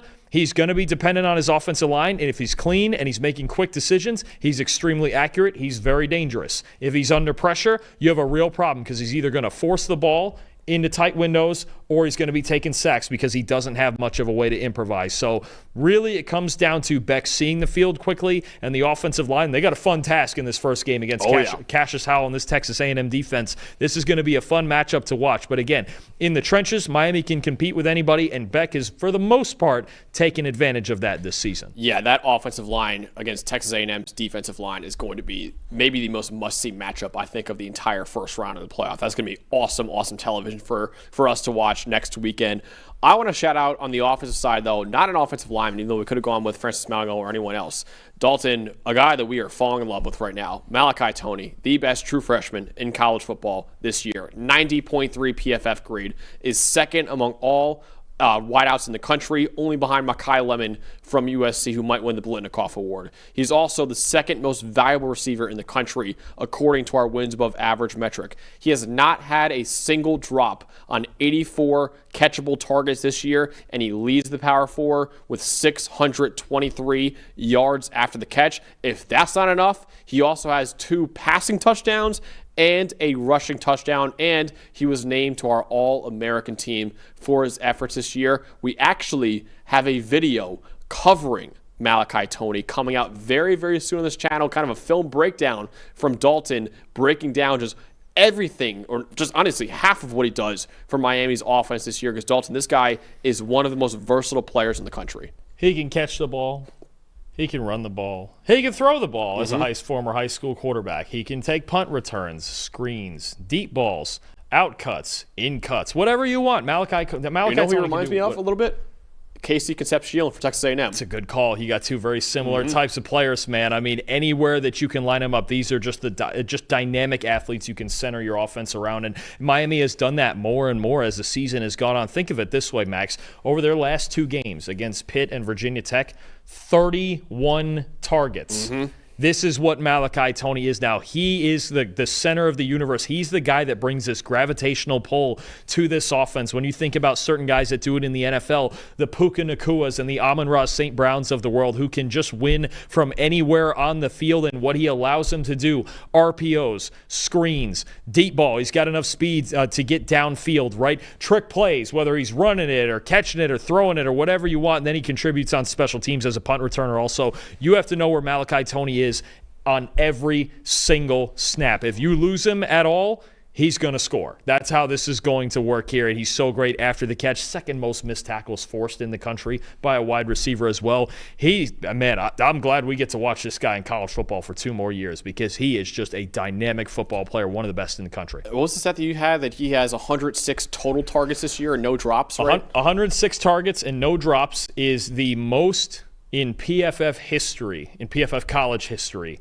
And I'd have to check the NFL too, because that might be true also. But 106 targets without a drop. We've been charting college since 2014, the most targets by any player without a drop. Now, of course, now that we said it, he'll go out there and drop his first target of the game against Texas A&M. But Jeremiah Smith week 1, remember that? Where he doesn't drop anything. He had 2 drops in that game against Texas. And then this year against that. Well, last year that was funny because he dropped his first target of his career and then didn't drop a ball the rest of the year. Yeah, of course. So I mean, you're talking about a kid. He's special. Malachi Toney is absolutely special. And when you look at this offense schematically, like you mentioned, next week on this film breakdown we did, we're going to talk about it more.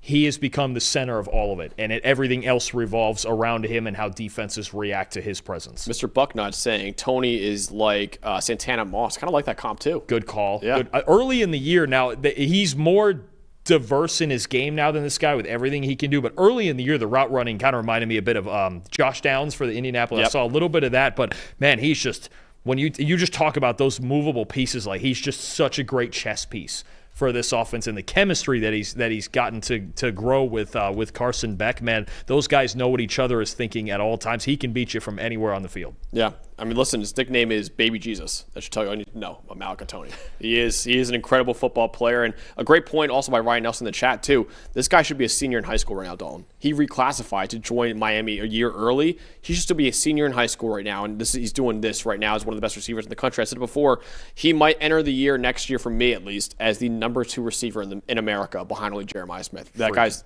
this special right now. And freak once show. Jeremiah goes to the NFL, Malachi Toney most likely would be the number one receiver in college football going into his junior year too.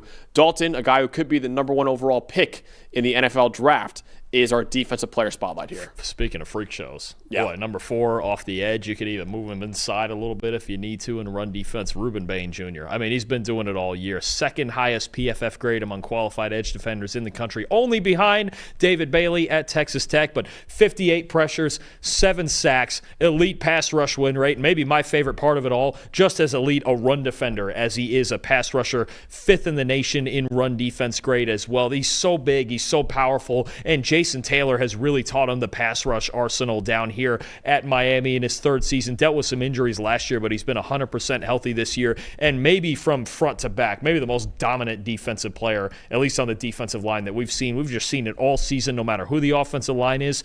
Ruben Bain's going to dominate. He dominates with power. He dominates with hand usage and the run. Anything you can think of, this guy can do, and there's a reason he might be a top 10 pick in this upcoming draft. Oh, even more. It could be a top 5 pick or even number 1 overall, depending on who gets the pick, honestly, too. He has been so good this year. And, yeah, he's not quite the Heisman Trophy winner that we proclaimed him to be at midseason, but he has still been one of the best defensive players in college football this year. And top 10 grades in the country as a run defender and pass rusher, only power 4 edge who's done that this year, too. And maybe my favorite stat here. Okay, so take power 4 edge defenders, okay?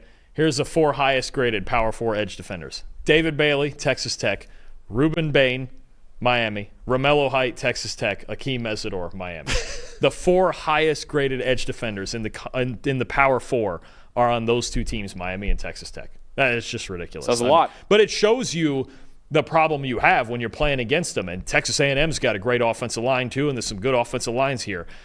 This is a task, because in the same way as Texas Tech, again, they don't have to blitz. Yep. They can just send these 2 guys off the edge and go, yeah, good luck. Good luck blocking them one-on-one. Have fun with that.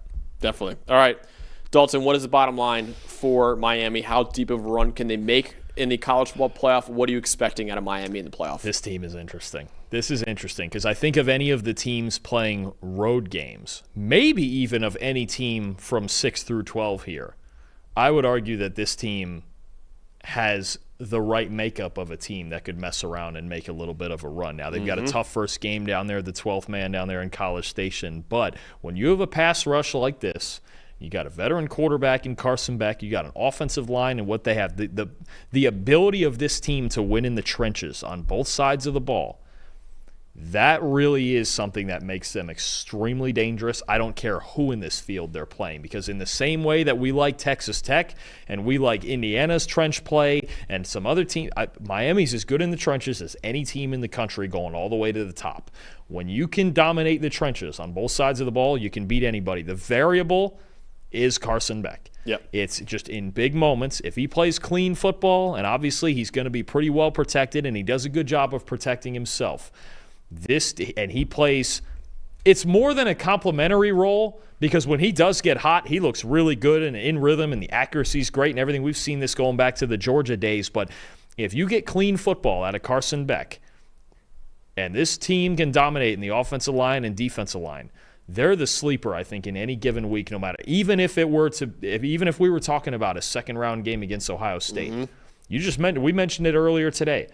Ohio State's offensive line, maybe not the best against elite front sevens, right? Ohio State's defensive line, very good, but you got the O-line to match it in Miami. This team's dangerous. And for as long as Carson Beck plays clean football, I think they could, in a one-game scenario, I don't know if I'd pick them to go all the way here, but in a one-game scenario, they can beat anybody in this field. I completely agree with that. I think Miami's a very, very dangerous team in the college football playoff right now. I get they lost to Louisville and they lost to SMU, but man, this team is so talented front to back on defense, and then the offense is loaded on the offensive line. Got a great receiver in Malachi Tony and some other good weapons around there too. Carson Beck has played pretty good football all year. If he can play consistent football and play clean football for 4 straight games, Miami can beat Texas A&M, and they can give Ohio State a run for their money too. And if they beat Ohio State, they could beat anyone, honestly, too. So Miami, they're dangerous. All I'm saying, they're a very dangerous team in the playoff right now. If Beck can't play clean football against a great defense in A&M, they could lose in the first round. But I could see this Miami team not only beating Texas A&M, but giving Ohio State a real run for their money in that quarterfinal round. Don't know if they'll beat Ohio State, but they are capable of beating Ohio State. I will say that. And I think it's a very dangerous team. I know they're the 10th seed right now, but Miami's a very, very dangerous team going into the college football playoff. All right. Final two teams here in the playoff. We've got our two group of 6 teams that made the playoff. First off, number 11, Tulane, coached by John Summerall. They went 11-2 this year. They won the American Championship, first playoff appearance in program history for the Tulane Green Wave. Tulane's path to the national title game. They are at Ole Miss in the first round in a rematch for them. Then they play Georgia in the quarterfinal if they win a game against Ole Miss. That game against Georgia will be in the Sugar Bowl. And if they win that game, they'll play in the semifinals against either Ohio State, Texas A&M, or Miami in the Fiesta Bowl. John Summerall, the head coach at Tulane for now, has picked up right where Willie Fritz left off for the Green Wave. He went 9-5 last year in his first year on the job, and then an 11-2 record this year, which included the program's second American title in the last 4 seasons and the first playoff appearance ever for the program. Summerall was hired by Florida to be their new head coach next year, but unlike Lane Kiffin, he will be coaching the Green Wave throughout this playoff run, and that starts in the first round at Ole Miss, the same team that beat the Green Wave in the same stadium by a final score of 45-10 back in week 4. Yeah, no, absolutely. I mean, you've got obviously the drama surrounding their coaching staff and everything, but they have named former Southern Miss head coach and current passing game coordinator Will Hall as their new permanent head coach. So they're going with an internal promotion, this Tulane team. But what a year that they've had, right? They had the loss to Ole Miss early in the year. The only conference loss was to UTSA. Sorry, we'll get to UCLA in a minute with the next preview. But the loss to UTSA on the road there, but bouncing back to beat Memphis. Jake Retzloff had his best game of the year in that game, and then really dominating North Texas for the most part in the American title game. They were the first group of 6 team that was ranked here in the last couple weeks of the season, taking that top spot in the ranking and taking full advantage of it to get the 11 seed here in the playoffs. So very interesting that they get this rematch against Ole Miss in the first round, but a fun year it's been down there in New Orleans for Tulane. What is the biggest strength of the Green Wave this year? So I think when you look at this team, it's been a balanced effort. Their defense has been solid in moments, but I think when you really look at the centerpiece of their offense being the transfer quarterback, didn't even get into the program until late July, it's been Jake Retzloff, right? He's had an interesting group of receivers. You talk about guys like Shaz Preston and Amari Hayes who have been productive. They've got a diverse group of receivers. He's been really good in the intermediate game, but 15th in the nation in successful pass rate, just over 43%, and Retzloff 22nd in the country in PFF grade, a guy who's really used his dual threat ability throughout the season. He's thrown it well in the intermediate range, and they've done a nice job, even though he won the job very, very late in the offseason, right, and came in very late in the offseason, of centering the entire offense around his abilities, his athletic abilities. So their passing game is very interesting, and they have gotten better as the season has gone on, and Retzloff has gotten more reps with these weapons. Yeah, 26th in receiving grade, too. So, yeah, really dangerous passing game for Tulane. I'm looking at the run defense as potentially the biggest weakness for Tulane going into the playoff. They're only 102nd in run defense grade this year and 106th in successful run rate allowed at over 35%.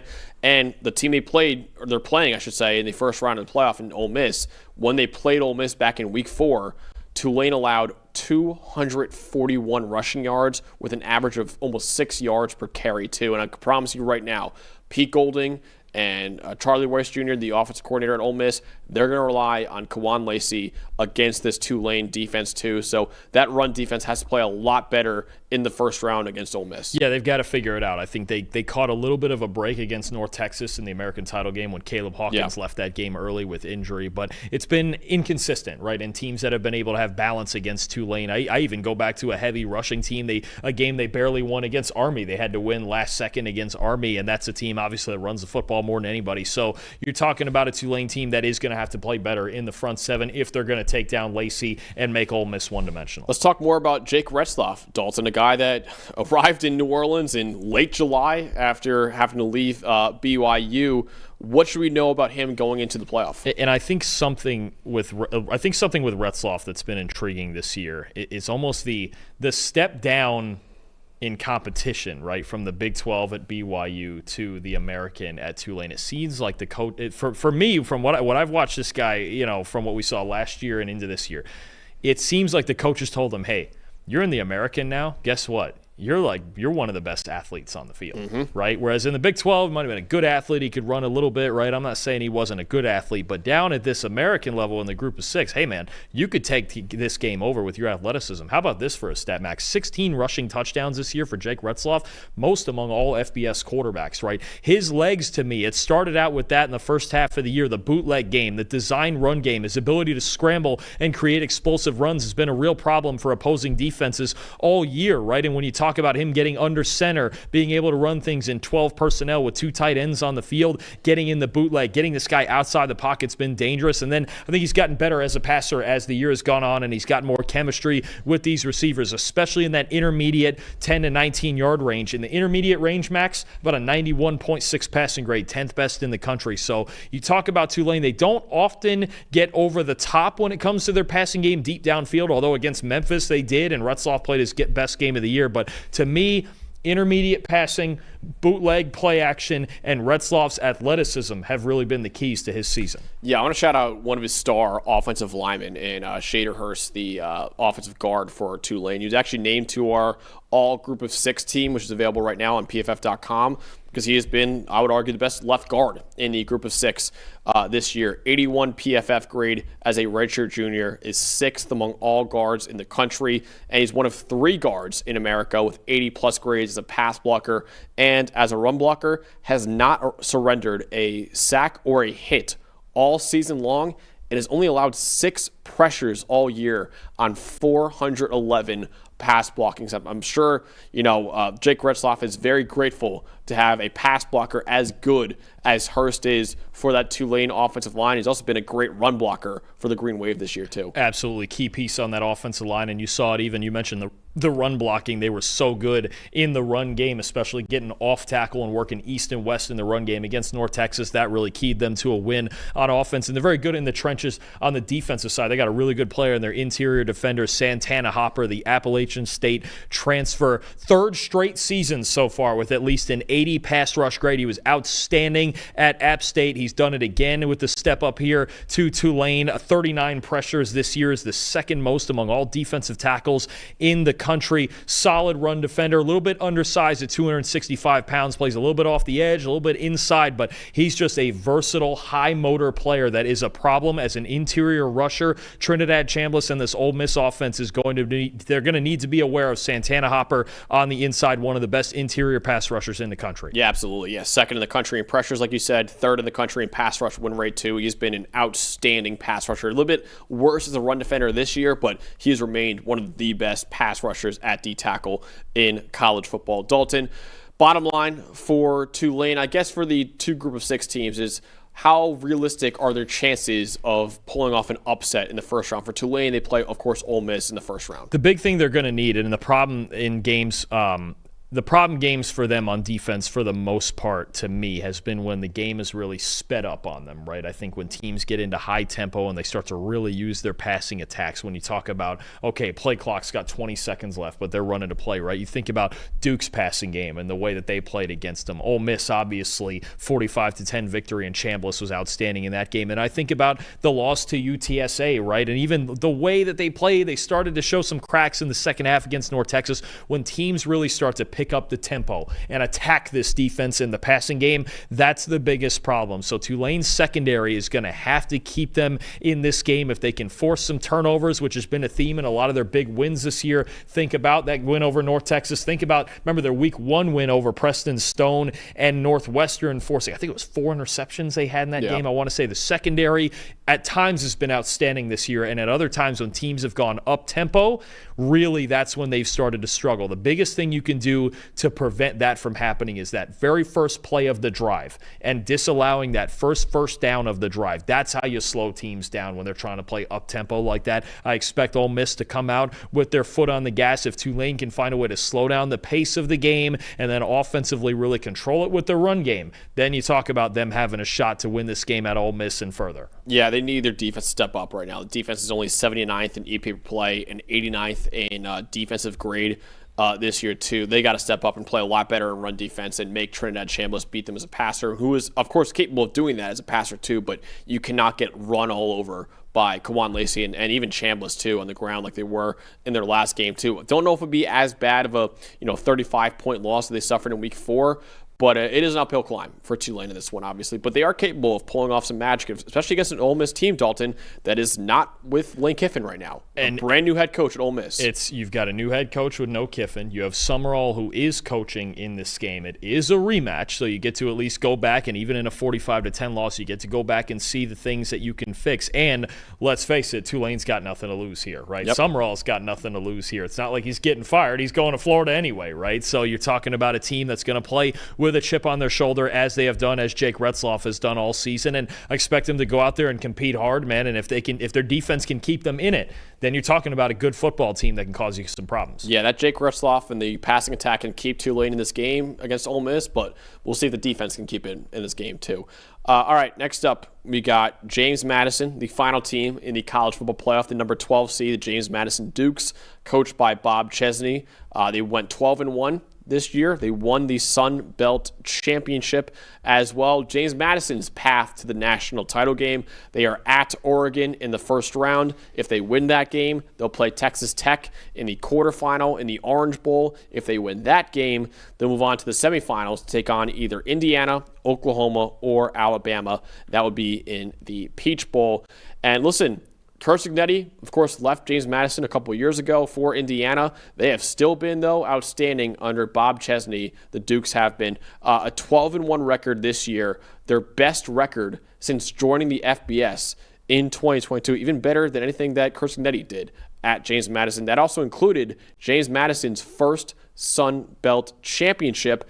Like Cignetti, Bob Chesney will be leaving James Madison for the Big Ten because he did accept the UCLA job, but also, like John Sumrall at Tulane, he'll be allowed to see the Dukes through their playoff run. That begins in the first round against another Big Ten team in an 11-1 Oregon squad. Yeah, I mean, this James Madison program, what more can you say about him, right? Cignetti leaves, and he took a lot of talent with him a couple years back to Indiana with him, and now Bob Chesney took it over, and they've just had 2 outstanding years. Just missed out on the Sun Belt title game last year. They run through the Sun Belt this year. They were, they had the best record among all the group of 6 teams, right, at 12-1. And the only loss, keep in mind, was a 2-score loss to Louisville in a game where they were tied pretty late in that game, and then Louisville took over in the fourth quarter. But no, this is a good football team with a really good defense. And you know what? It might be circumstantial with Duke winning the ACC and all that, but they've certainly played well enough and earned their spot to be here. And Dalton, this defense has just been, I would argue, the best group of 6 defense we have had in college football this year. No, it's one of the best defenses in the country, Max. You look at all 3 levels of this team, this defensive line, Sahir West, and this defensive line. You've got an outstanding secondary with a top 5 coverage grade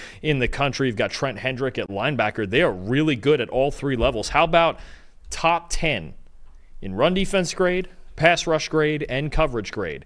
Only one other team, and you've mentioned them today, that's top 10 in all 3, and they're actually number 1 in all 3, and that's Texas Tech.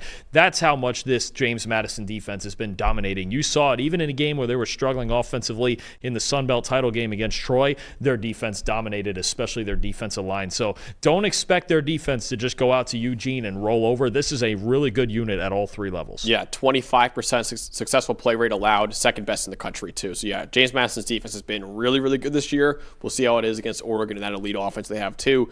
I'm looking at, for the weakness, can they get enough out of the passing game to avoid being completely one-dimensional offensively? Because their entire offense is centered around their ground game, but they're going to need the passing attack to do something in order to pull off a huge upset in the first round over Oregon. Right now, they're 58th in EPA per pass this year, and their quarterback, Alonzo Barnett, is only 80th in passing grade on the year. He's a great runner, Dalton, but he's been a little shaky as a passer this year. Yeah, and look, an odd road for Barnett after he tore his ACL in their last regular season game last year, so he was recovering from that. Then he comes back, and Bob Chesney gets his former Holy Cross starter, Matt Sluka, in from UNLV, and he comes in to compete for the job, but Barnett comes back, and he wins the job anyway. And I think the things to know about him are this. Look, he's got an 88 PFF grade since week 8, 8th best in the country. So he's played his best football as he's gotten 100% healthy, and he's gotten into the second half of this season.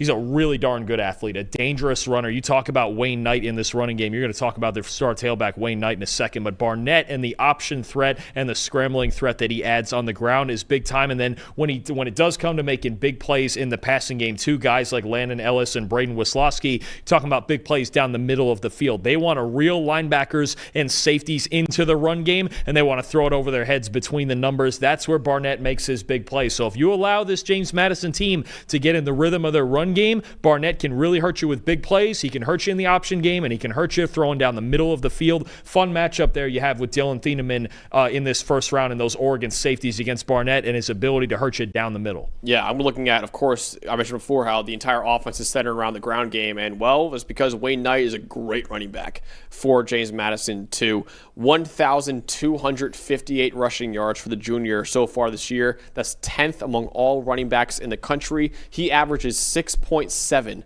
yards per carry. That's 16th among all running backs in the nation. He also has 20 carries of 15 or more yards. That's tied for 5th in the nation. Also, very dynamic receiver out of the backfield, too, with the 5th most receiving yards among all running backs in the nation at 373.